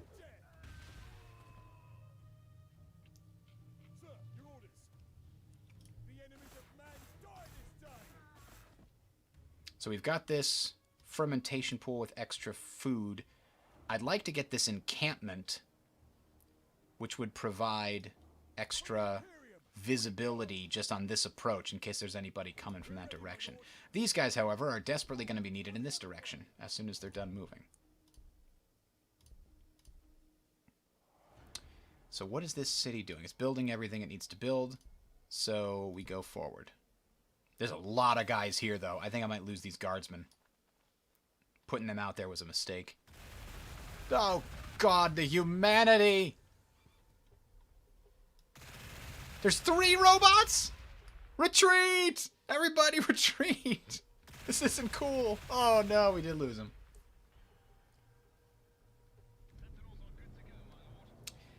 Alright, well... see, these guys do an extra, I don't know, 30% damage, it looks like, if they,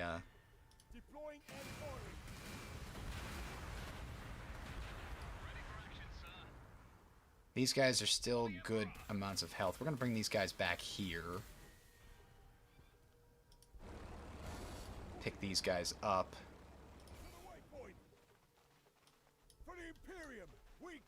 Alright, we got lucky there's no crude hounds or anything over there to intercept them.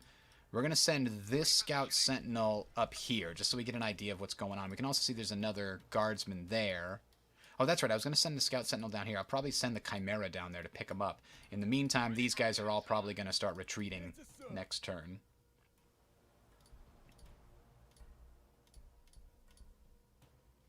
So this city could build another Chimera. Might not be a terrible idea to build another Chimera. How much... Yeah, because we have a lot of infantry now that we're gathering these other units. So we'll have one heavy weapon squad in each Chimera, and then 3 guardsmen. That'll be a good mobile force that can kind of go wherever we want it to.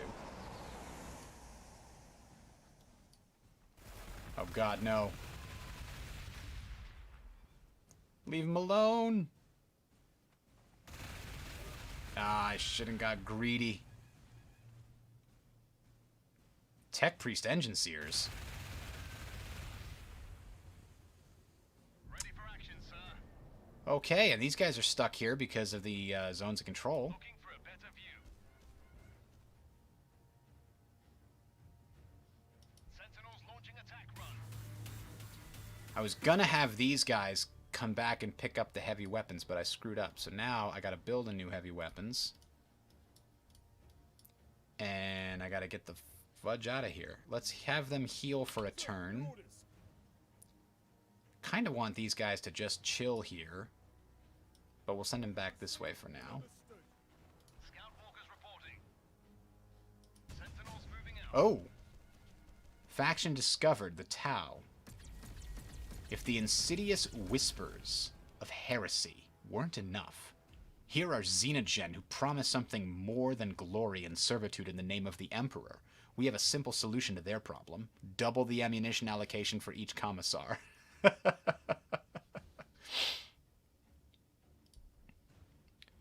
Oh, that's a city. Tau City. Okay, they're real close. I gotta get over here, though, so I hope you don't mind. I'm just gonna be passing by.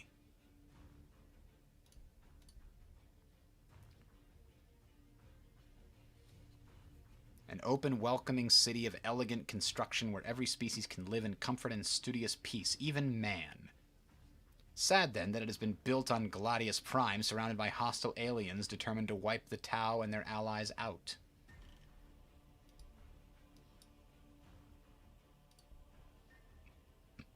So the Tau HQ... Cycle weapon. Oh, interesting. They have some kind of special weapon selection options. Okay. Good news is these guys took a bunch of damage, but they now have a free path. Oh, no. We didn't actually do that part of the turn yet. My bad. They're about to take a bunch of damage, and they might get stuck there again. Oh, they might get killed until they die. Yes, my lord. Hang in there! They got 4 HP left. Oh, they made it. Research completed. The tech priests, blah, blah, blah. You, how about you run as far away as possible? I think that's a good idea. And these guys are going to need to come this way and get away from the big robots. To attention, men! For the Astra Militarum! Yes, my lord. Repositioning. Oh. Well, there's some neutrals here that don't want me to do this. But we're going to bring these guys back into the fold anyway. We're ready, my lord. Because they come with their own frag grenades somehow. Fix bayonets!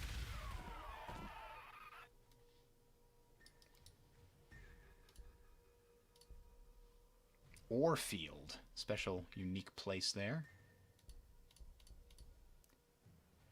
Alright, what's the next research we can do?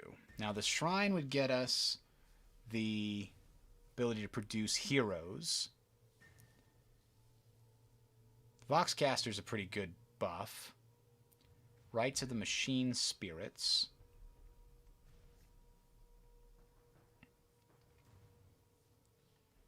Ah, Hotshot Power Packs increases the armor penetration of las weaponry. That is pretty valuable.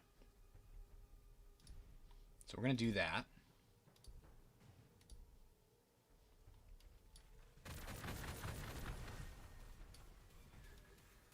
Damn, the crude hounds came all the way around. No! He just tried to escape, you horrible monsters. Well, now I've got something to build there.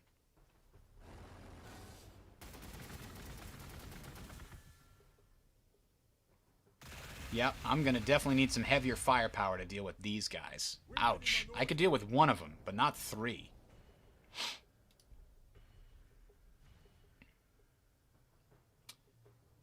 But maybe if we put enough guardsmen out here to shoot at them on Overwatch, it'll work.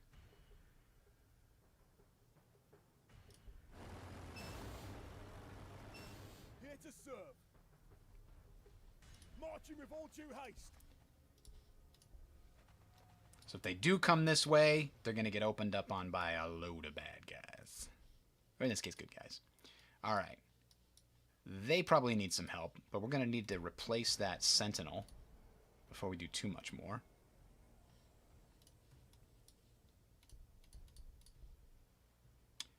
Fire Warriors. The strobing flare of massed pulse fire announces the attack of the Fire Warrior strike team. Are these Tau? Pulse rifles and supporting fire increases Overwatch damage against enemy units adjacent to other allied units. Oh, they are. They're Tau. Yeah, time for the guardsman meat shield is right. The only one that can do any decent damage are these weapon squads. And I'm building another one, but I think I'm going to need a third. How am I doing on resources? So these guys cost 15 and 15. Yeah, we're running a little low on ore here. Gulp.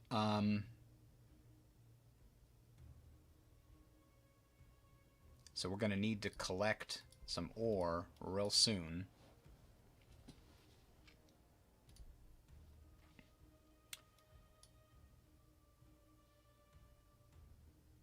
To attention, men. You are just going to chill right there. Sir. Repositioning. For the Emperor. We're ready, my lord. I am not a big fan of these guys. I don't want to lose the guardsmen. So we'll move them up here. And fire. Stupid Vespid Stingwings.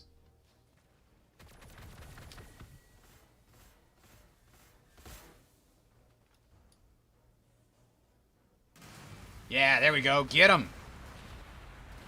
2.2 damage. Because they moved this turn, didn't it? I think so.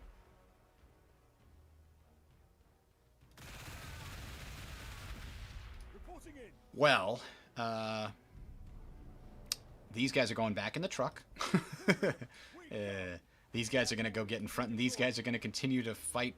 Yep, they're standing still now, so they get the 4 damage. I guess you could fire for your 0.7 damage. We're ready, my lord. Sir, your orders.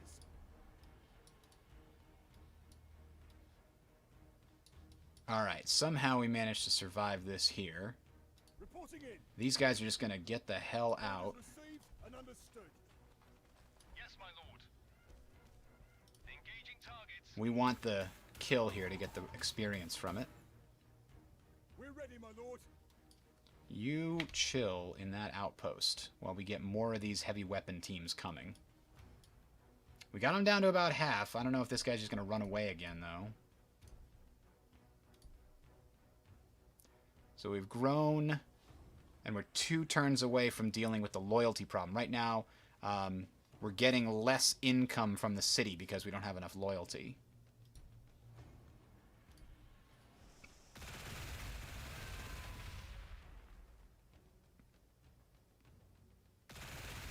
Ooh, those guys might be dead. We're ready, my lord. Gulp. Oh, they survived. But are the Stingwings coming? Nope. They're getting in the. They're getting back in there. Reporting in, my lord. Oh boy. I'm not a fan of leaving this heavy weapon squad out here either. Reporting in, my lord. Redeploying heavy weaponry. We're ready, my lord. 5 of 7 because they've seen people get wiped out. All right. So Reporting in. we're bringing everybody back. If one of these was coming forward, we could surround him with guardsmen and drop crack grenades on his face. But, as it stands... and these guys gotta run the hell away, too. The Tau now know we're here, and we know they're here. Now, that's a brand new city. They've only got 2, so that's like a forward city. They must have another city further to the north. I need the ability to build engine seers. It seems like I always wait too long, but there's so much else to do with your first city that gaining the ability to build engine seers seems just like so far back. Oh, somebody got rid of that. Hey, there we go. Chimera. And we're getting the power packs. So in 4 turns, we're going to do more damage to these stupid guys. Now here's an interesting question. This hasn't been fully repaired yet, so we're not gonna test it. They stopped attacking us. We're gonna, you know, Sir, your orders. get things back under control. Militarum. Sir, your orders. Gonna send these guys down here to recapture this and advance our story. Sir, your orders. We're ready, my lord. These guys are hurting, so they're gonna get inside the city limits and then they're gonna heal up.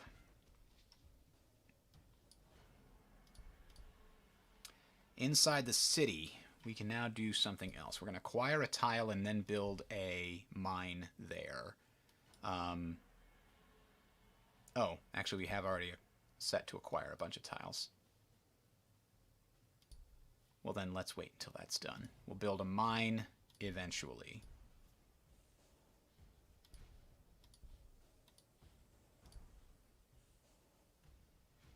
Damn, it's just healing now. Yeah. Well, this whole area here is certainly problematic.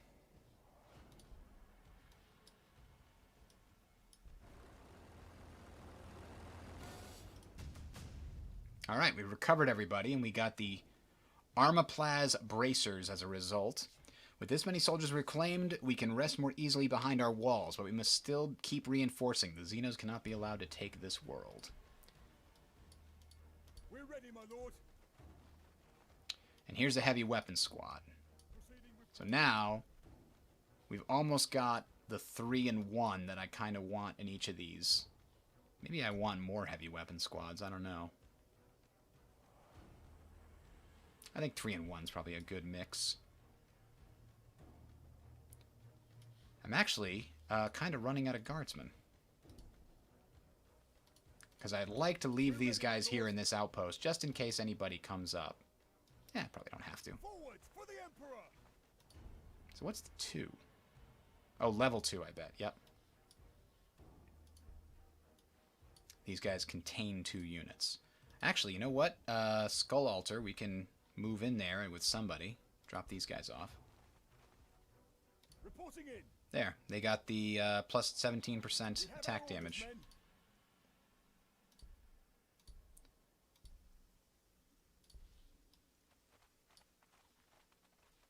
Oh, Vespid Stingwings are here.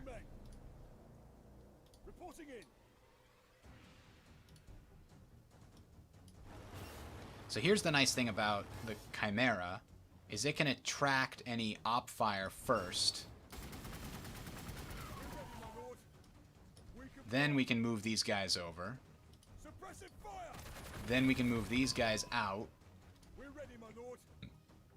Drop a frag grenade on them. Oh. Probably didn't need the frag grenade, actually. But, mission accomplished. Everybody gained XP. Everybody wins. So this has got a full complement, and they're healing up. As I mentioned, I want to get the research building city over here, and then maybe I want to put another city over here that's food and ore related. Maybe close to the power. It could be like...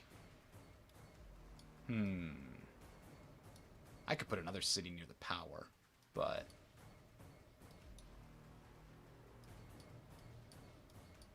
Dun dun dun dun dun.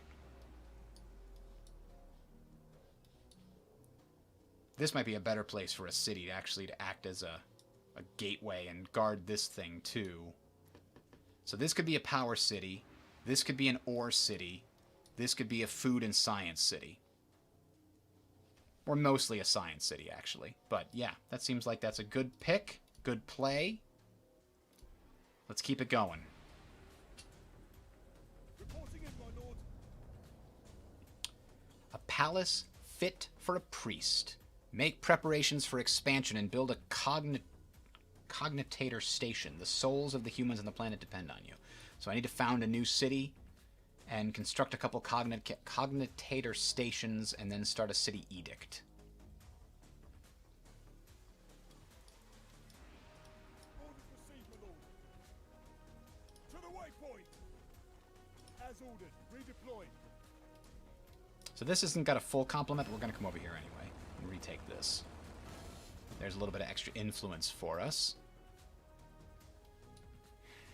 Now what to do with this one? We've only got the one scout squad now. Do we want to go probe these guys' defenses? I mean, maybe. Come at him from this direction. Don't let him just have that traitor encampment. That's not cool. Oh, I didn't mean to move those guys. Damn it, they gotta go back. I meant to move these guys.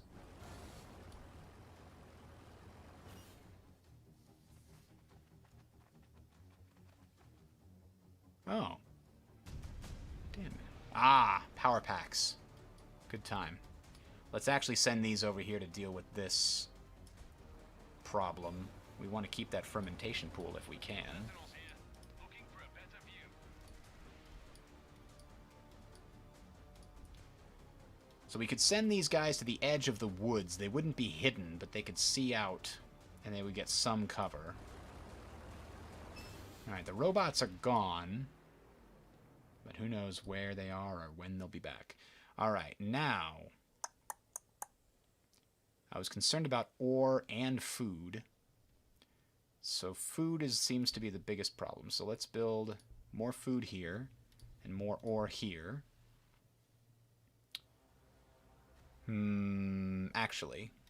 Actually, let's get... That's the one that lets us build engine sears, right? Yeah. We'll get the ore and stuff after. We've got a little bit of a cushion right now for food. We need to get the second city going. Now, all that having been said, it looks like extraction quotas could be very valuable to us. That increases the output of ore extractors in the city. Oh, they took that back.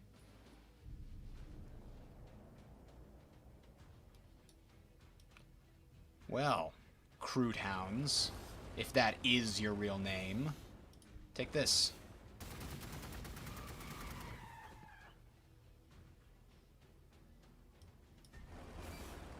Uh-oh. Well, we're going to capture this again. I don't care. We got the speed to get out if we need to.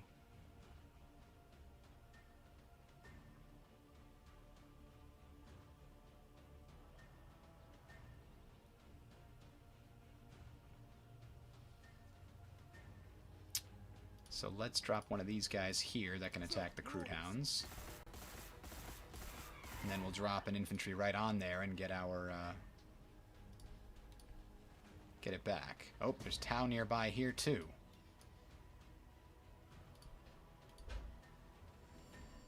There they go. Oh, they've got their drone things. Builder drones.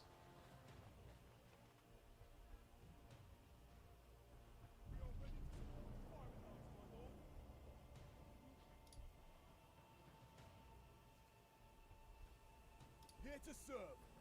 Alright. So we've got the scout sentinels. What do we do with them?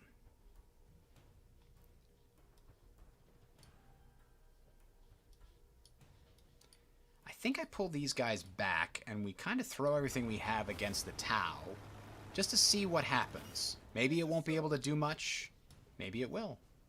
Never know. Redeploying heavy weaponry.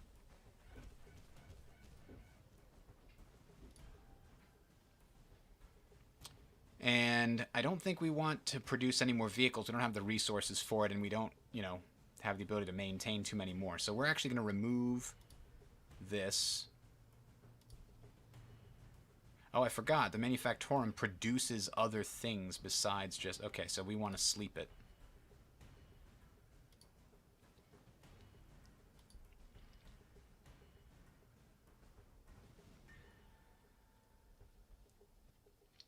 Yeah, sometimes you're the windshield. Sometimes you're the bug. Thank you, that wisdom provided by Threefold Path.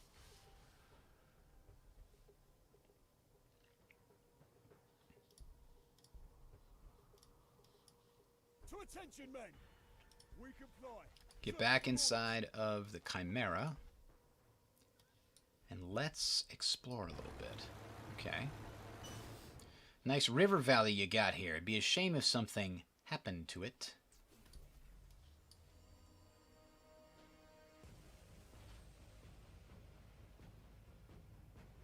Scout walkers reporting.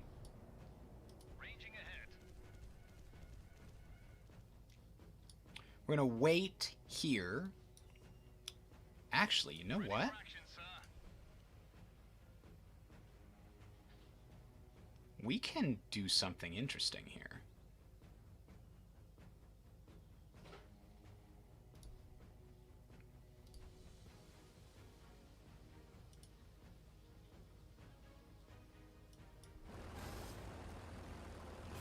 Heavy weaponry standing by.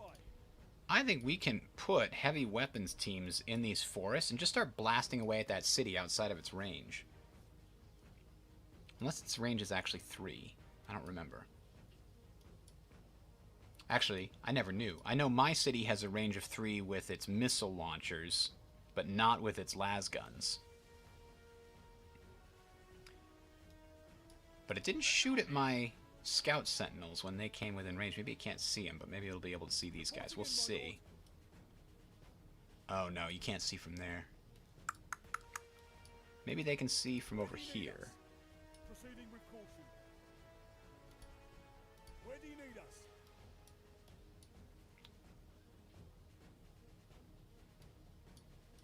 Proceeding with caution.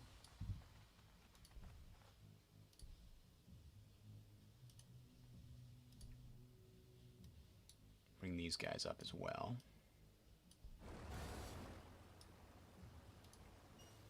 Four turns of charging that. Don't know that we're going to get anybody down there, but... Hey! You leave that alone! That fermentation station is mine! Yes, my lord. Let's see if we can attract the attention. Looking for a better view. See what they've got. Range 3. Yikes. Oh, do these guys have vision now? No. Marching with all due haste. Heavy weaponry standing by. Redeploying heavy weaponry. From here they can hit it. Saturating area. It might not destroy the city, but I found out the hard way that when a city takes damage, it slows down the actual collecting of resources, building of stuff, like, it affects it.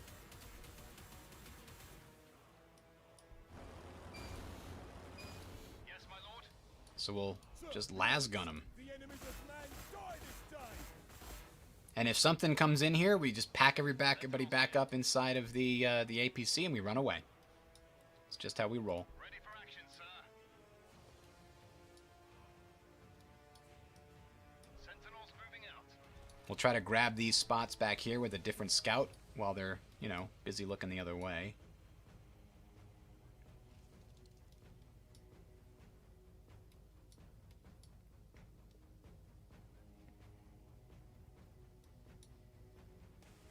But yeah, this tree line seems like the best direction to attack them from. But I think we might not have enough direct tree line. Like, this tree is the only one that has a direct line of sight in range 3 for my heavy weapons teams. Oh, here comes the backup. Oh. And the backup took some damage.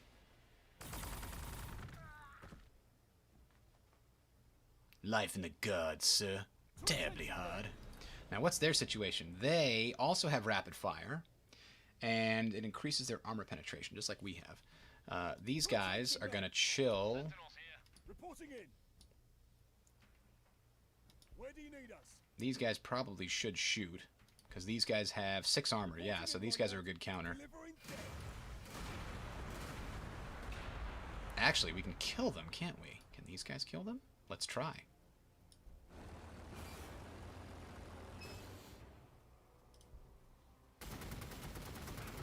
Yeah, we can. Murder them. Scout walkers reporting. For victory! Death to all his enemies! For the Emperor!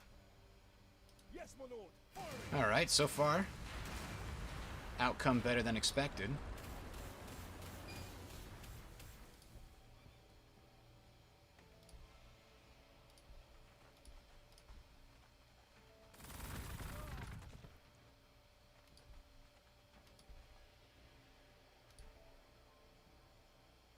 Ah, we finally have a Cult Mechanicus, so we can build a settler unit.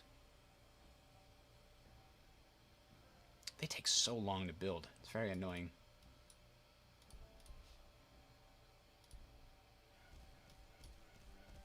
There we go. We took over their influence.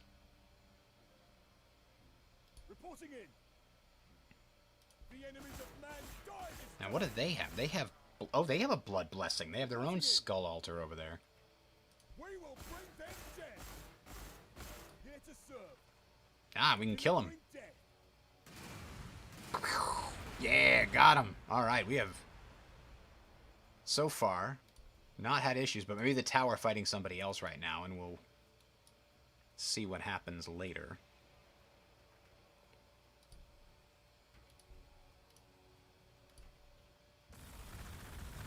Yeah, those scout sentinels are going to need to leave. We're ready, my lord. Forces of the Astra Militarum have arrived. Heavy weaponry standing by. Supporting our men. Yeah, 68 HP is quite a lot. Heavy weaponry standing by. Sir, your orders. We have our orders, men.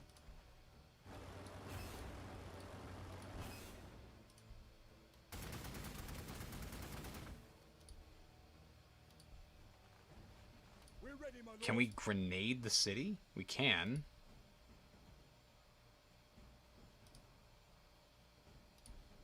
Sure. Fixed bayonet. Throw an anti-tank grenade at the city. Reporting in. Charge men to victory. Redeploying heavy weaponry. Saturating area with suppressive fire. Suppressive fire indeed. Reporting in. Where do you need us? Proceeding with caution. Alright, we've now got 3 heavy weapon squads here. We might be able to take it down real fast next turn. Action, sir. Yeah, we can even do a little more damage if we come in here.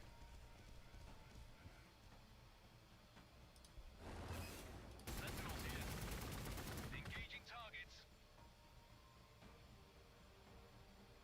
Oh, can you not see through that? I guess not. We produced guardsmen. Send them to the front! Astra Militarum. To the meat grinder. So, I think we're not gonna produce any more guardsmen here. Not for a bit. How many guardsmen do we have? We have 1, 2, 3, 4, and then 5, 6, and 3 heavies. Actually, the thing is I need to save my ore. That's the problem. That's why I can't build any more. Because I can't found a city until I get a bunch of ore. So. Oh boy, yeah.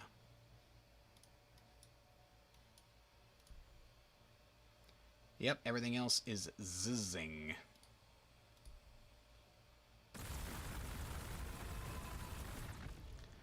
We knew it was going to hit some of our guys hard. Ah, extraction quotas. Fantastic. Reporting in. Orders received and understood.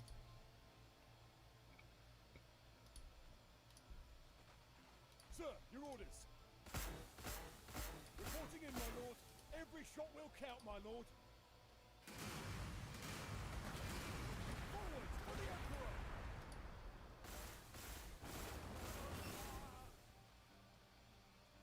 Getting close. Heavy weaponry standing by. This might do it. Point and firing. There we go. Mission accomplished. To attention, men. Proceeding with caution. Where do you need I'm going to send these guys back, actually. I just want my lord? one set of guardsmen and one heavy weapons squad To attention, men. Forward. defending our main city just in case. Repositioning. Reporting in. Other than that, Sir, everybody just get back in the truck there. to attention, men. Reporting in, my lord.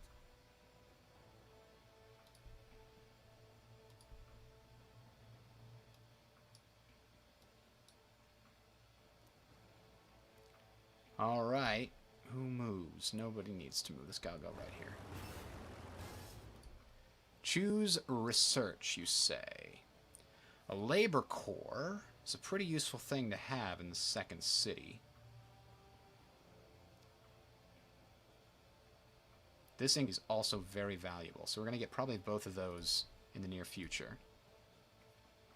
So we've shown the Tau what for. To attention, men. We have our orders, men.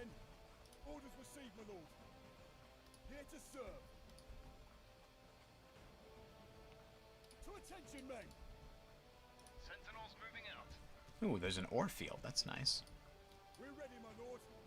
So you can get in here, and now we've got both of these. Total of 5 guardsmen and 3 heavy weapons squads. That's a nice combo there. But we don't have anything left to fight right now, so we're going to back off for a bit.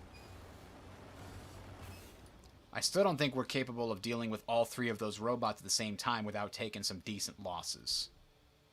Don't want to take losses. So we're going to wait a turn on this because we need to build an ore We're ready, my lord. construction building.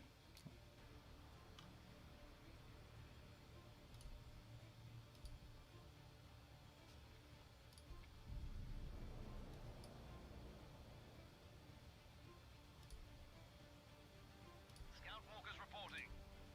There's some extra ore. Bingo.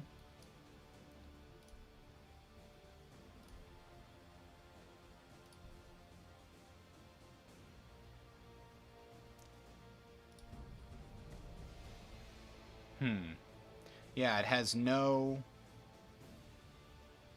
effect because we don't have any ore extractors yet. Okay. I wasn't sure if it only affected those ore extractors or not.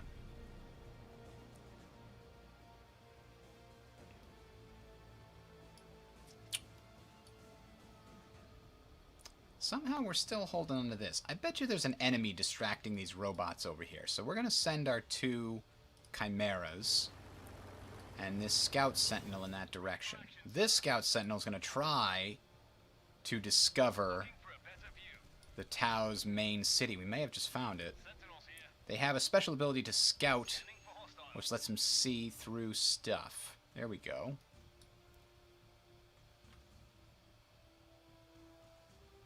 So we found another Tau city. I'm not super comfortable attacking a city with my entire force that far away from my main base. That, what we just killed, was a forward city. I don't know about this one. We can't actually see it. Let's move up. Waiting from us. That might be their capital. It's got 10 population. It's probably their capital. Oh, damage returned. I didn't even notice that was happening. Yes, my lord. Interesting, they can't seem to see us right now. Otherwise, you'd think the capital would have fired at us. So I guess the scout walkers could stay hidden inside the forests. That's nice.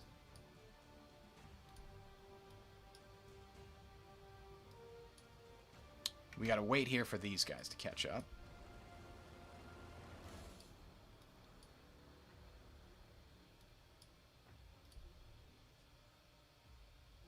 Requesting a tech priest, my lord. There's the tech priest we were waiting on. Require. Now, we can't build a damn city until we get 40 ore, which is going to take a little bit. But we can at least get them close to the position they're going to be in. The Omniscience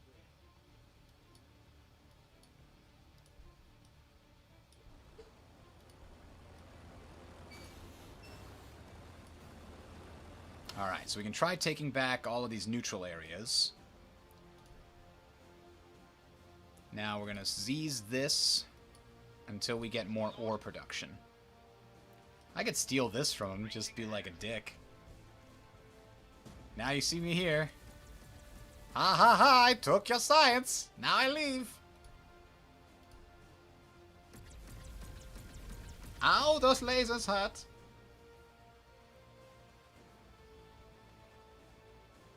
I wonder why they haven't taken back that fermentation pool. Labor core. It produces ore. That's nice. Oh, that's nice. Ooh, we're getting a lot more ore now.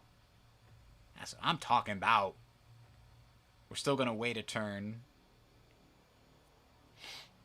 Because we want the other city started first. Alright, these guys can come here.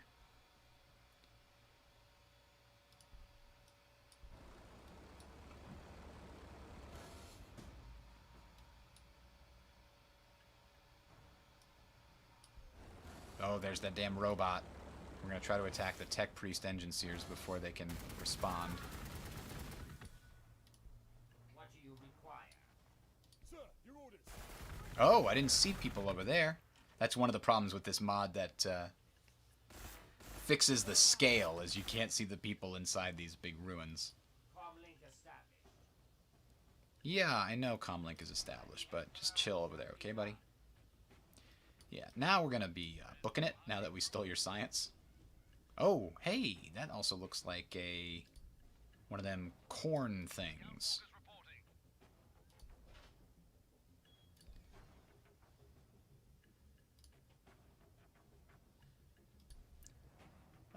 Ooh, I definitely want the ability to increase the tile acquisition radius. That is very important.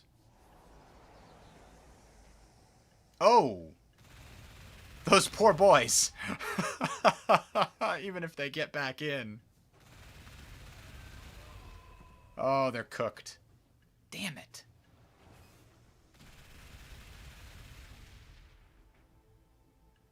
Yeah, I'm gonna need something that can stand up to them.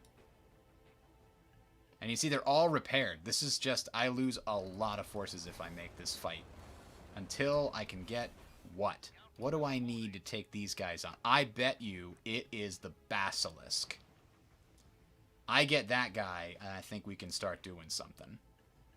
So that's coming next on my research target. Scout sentinels redeployed. Let's see, can we get the city we've been looking for? It says come down here to get the influence. And yeah, the ore and stuff is good, but I want science. Oh, I can't put it directly next to this because of the other city. I have to put it here.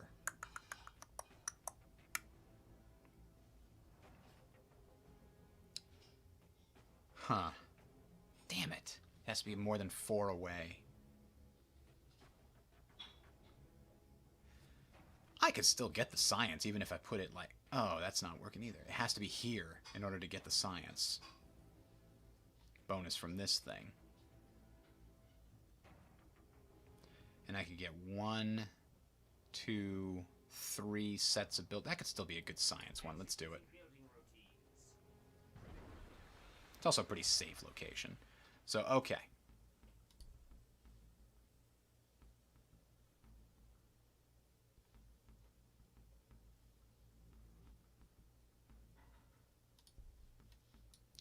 Now I'm going to save a couple of turns and build another ore extractor because we need a lot more. And some food.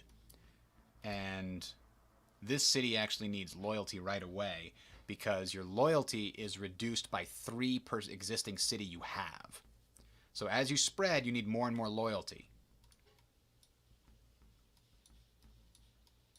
Ready for action, sir. Ranging ahead. Huh. Nobody claimed that outpost, huh? Ambrels. Ape-like xenospecies natives to the desert world of Luther McIntyre 9, which is spread throughout the Imperium of Man. Yikes.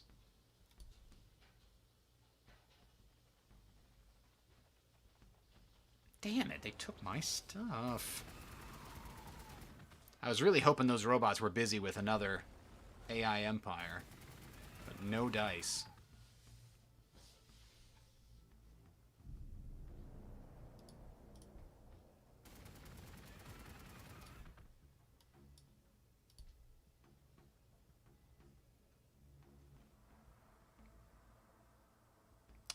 Yeah, I gotta wait a little bit more to get more ore. Build them here. That's my limiting factor right now.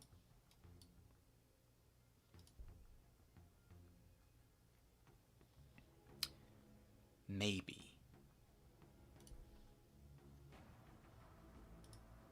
I mean, would it be crazy to try? Yes. Should I do it anyway?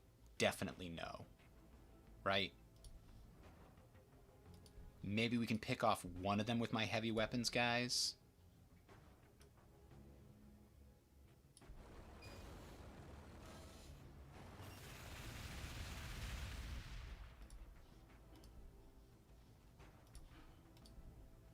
Sentinels here. Throw these guys up as a diversion.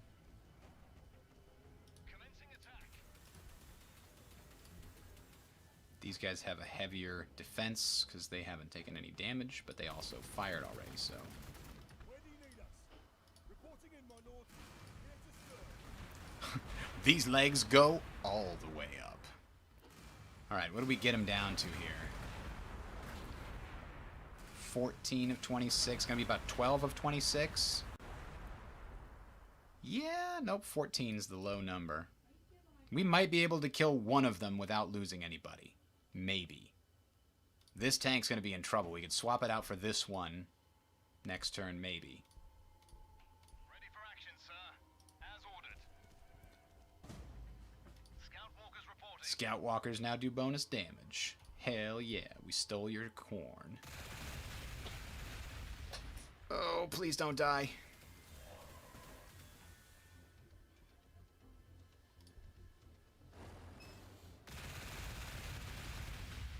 No, if you die, we lose the guardsman inside. Oh no! Hang in there! Oh, they survived with 1 HP. Okay. I know what to do. Run away! Here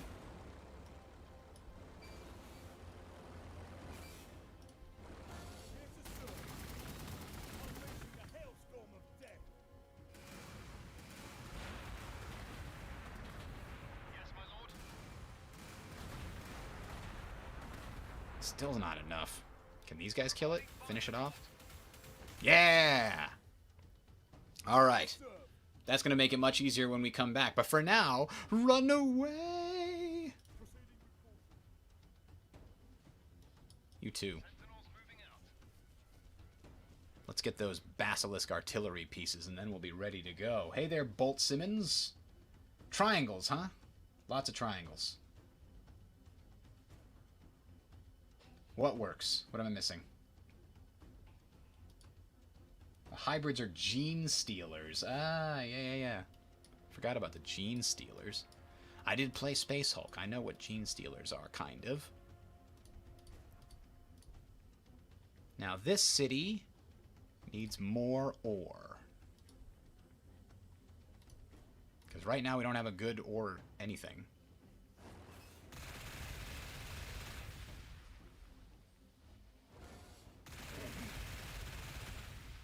Alright, let's go back and heal. And we'll deploy those guys again next time. Where do you need us? Moving to your location. Proceeding with caution. Scout walkers reporting. Sentinels here. Yes, my lord.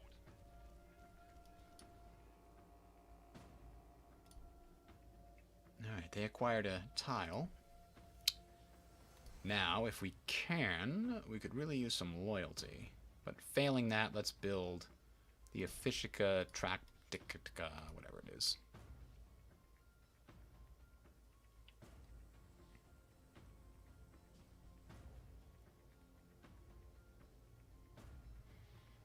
We should probably not build another hab anytime soon. We've got lots of extra population right now. And each extra population hurts our loyalty. Oh, we need that pretty badly right now.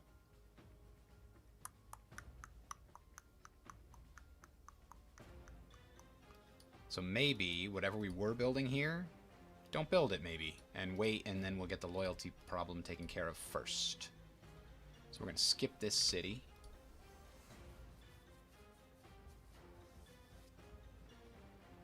The city that generates all our ore has loyalty issues. So let's fix that first and foremost.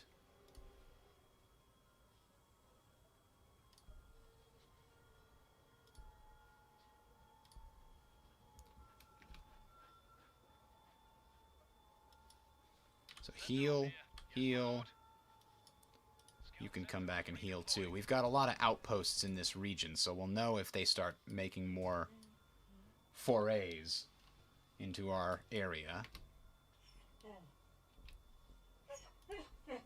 Watch out, there's a sad pupper in the house. Hello, sad pupper. Ruff, ruff. What's that? Timmy's in the well. Oh, no, I mistranslated. What really happened is my wife went outside, and she wants to go outside too, but she can't. Because probably the other dog's getting trained.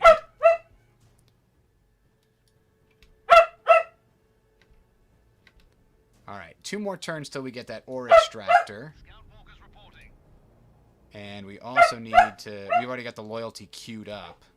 So maybe this one can actually do the loyalty. Hey! They don't want to hear that. I don't want to hear that. So calm down. Alright, they can heal. They're done healing. So maybe we move a little bit closer. Not too far, just a little bit. See if we can't get a little bit of reconnoiter. Oh, they took it back. They brought units over and they took back their thing. All right, go to here. We got the power. No robots to be seen. I'm skeptical.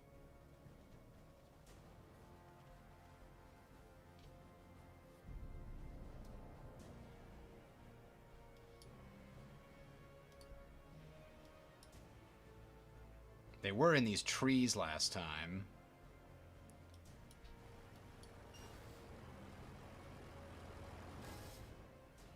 Like how it like starts and stops. Like just jolts back and forth. That thing wasn't designed for comfort. Let's bring both sentinels this time to help.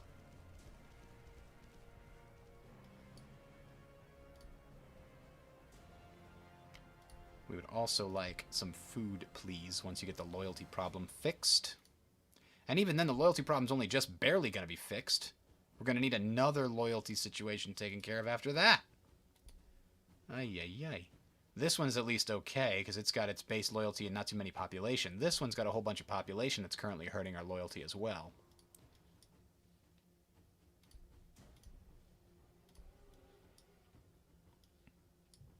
Still no robots. Ooh. That one gives you ore. That's nice. We're waiting until this guy is fully repaired before we move everybody forward.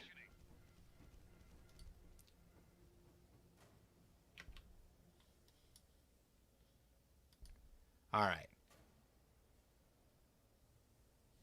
5 more turns till the loyalty thing is fixed. Right now we're actually getting...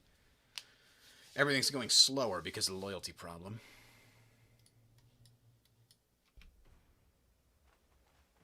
Ah, they finally got their corn back. Their altar. There it is, the basilisk. Let's see how this guy functions. The Earth Shaker Cannon. Damage 8, armor penetration 4, range 2 to 6. Does not require line of sight, but can't overwatch. Large blast hits multiple group members for the target unit. Ordnance increases the armor penetration against vehicles and fortifications. Not usable by infantry. Not usable by infantry. Oh, ordnance is not usable by infantry after moving. Got it. Okay. It also has a heavy bolter in case anybody comes close enough. Awesome. 6 away. That's insane. Let's make one. Hell yeah. 8 turns, though. It's away. It's a ways away. Alright, these guys are ready to come forward now. We build a couple of those basilisks, and we're ready to go after their capital there. Alright, let's capture this and get our free defensive, or rather hit point bonus. Ready for action, sir. These guys are going to go chill in the Imperial ruins. Aha! Enemies! I knew it! Sentinels launching attack run.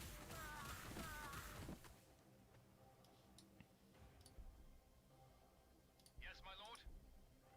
But where are those damned robots? I know they're coming for me. So, research. The Hydra is an anti-air machine. And it's kind of like... By the time I suddenly realize I'm going to need an anti-air machine, it might be a little too late. Increases the armor of infantry. That's a nice one to have, and it doesn't require me to build anything, because my build queues are currently overloaded. Oh, robots! Robots! We found them! Do I actually get the Brits? I'm confused about that question, Bolt Simmons. I'm sorry. The Brits. For the Emperor.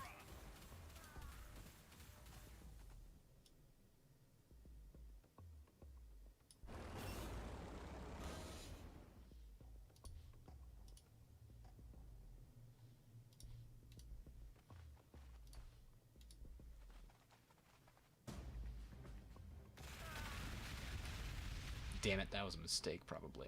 They got the defenses. They might be okay. In the meantime, a rhyme. Walkers reporting. Let's move these guys here. As you command, my lord.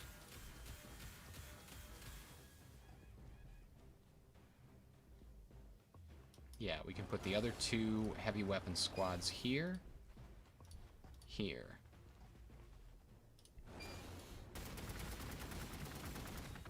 Reporting in, my lord. Heavy weaponry standing by.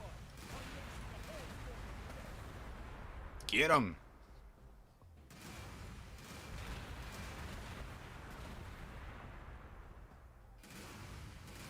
Down to 11. Pretty good. Because these guys do have, what, armor penetration of 4. That's pretty good. At that point, it's really just the big HP pool that's slowing us down. Oh, we found Desica. That's an ominous sounding name. Oh, you can shoot something? Why don't you shoot something?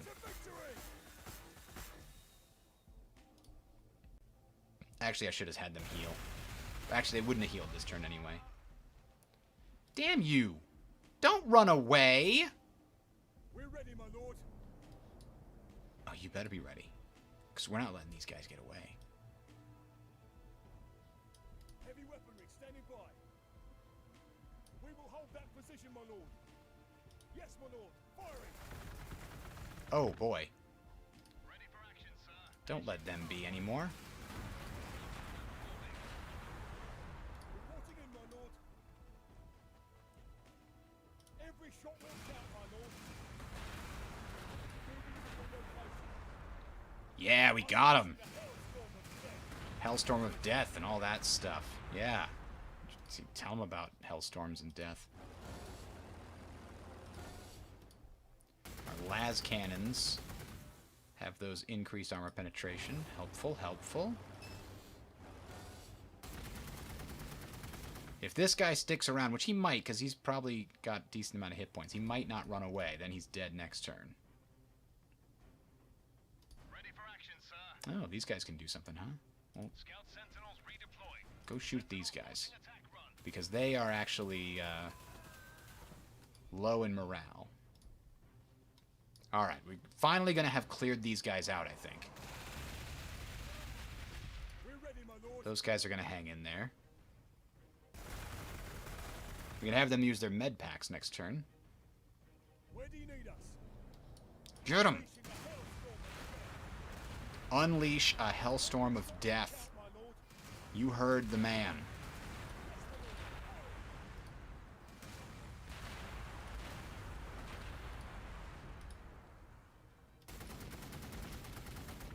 Boom. Scout walkers reporting. Yes, my lord. Engaging. Oh, what is the deal with those guys? What is that red thing? Oh, broken. They take extra damage and Scout everything. walkers reporting. Reporting in. Yes, Lord General.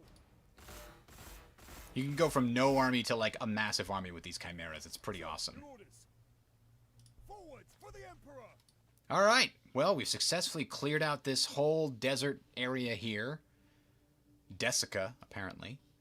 We've secured extra power and resources, extra relay pipes, and eventually the extra books from here.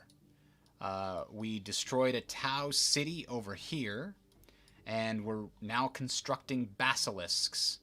I think at this point I bring the whole army back now that I've got this sort of perimeter with these outposts. We can kind of still see what's coming, just in case. Bring the whole army back, build a couple basilisks, and then march forward for this here. We're already working towards this quest as well. We need to construct 2 cognitator stations, which are actually these influence buildings. I don't need the influence buildings. I apparently do things differently than what the game expects me to do. So we'll build a cognitator station or whatever over here. But first, I want to build a labor corps. That'll help me build other buildings more quickly. Now that we actually have a good income over here of ore, and we're going to get some more food coming here too. We don't have another slot for power over here. I can actually fix that, I think. Yeah, I'm pretty sure. Oh, no valid target, so I can't clear out the orcoid fungus. Oh, the rocks here are actually what's doing it, and the rocks can't be cleared, I guess. Only trees and stuff. All right, thanks for watching, everybody. We will pick this up at some point in the future. Tomorrow's going to be more EU4 in the morning. Maybe we'll do another double stream tomorrow, but probably not too often. It is turn... the heck turn is it? Turn 74. And, yeah, we will see you tomorrow. Have a good one, Strizel. Have a good one, everybody in the chat. See you later.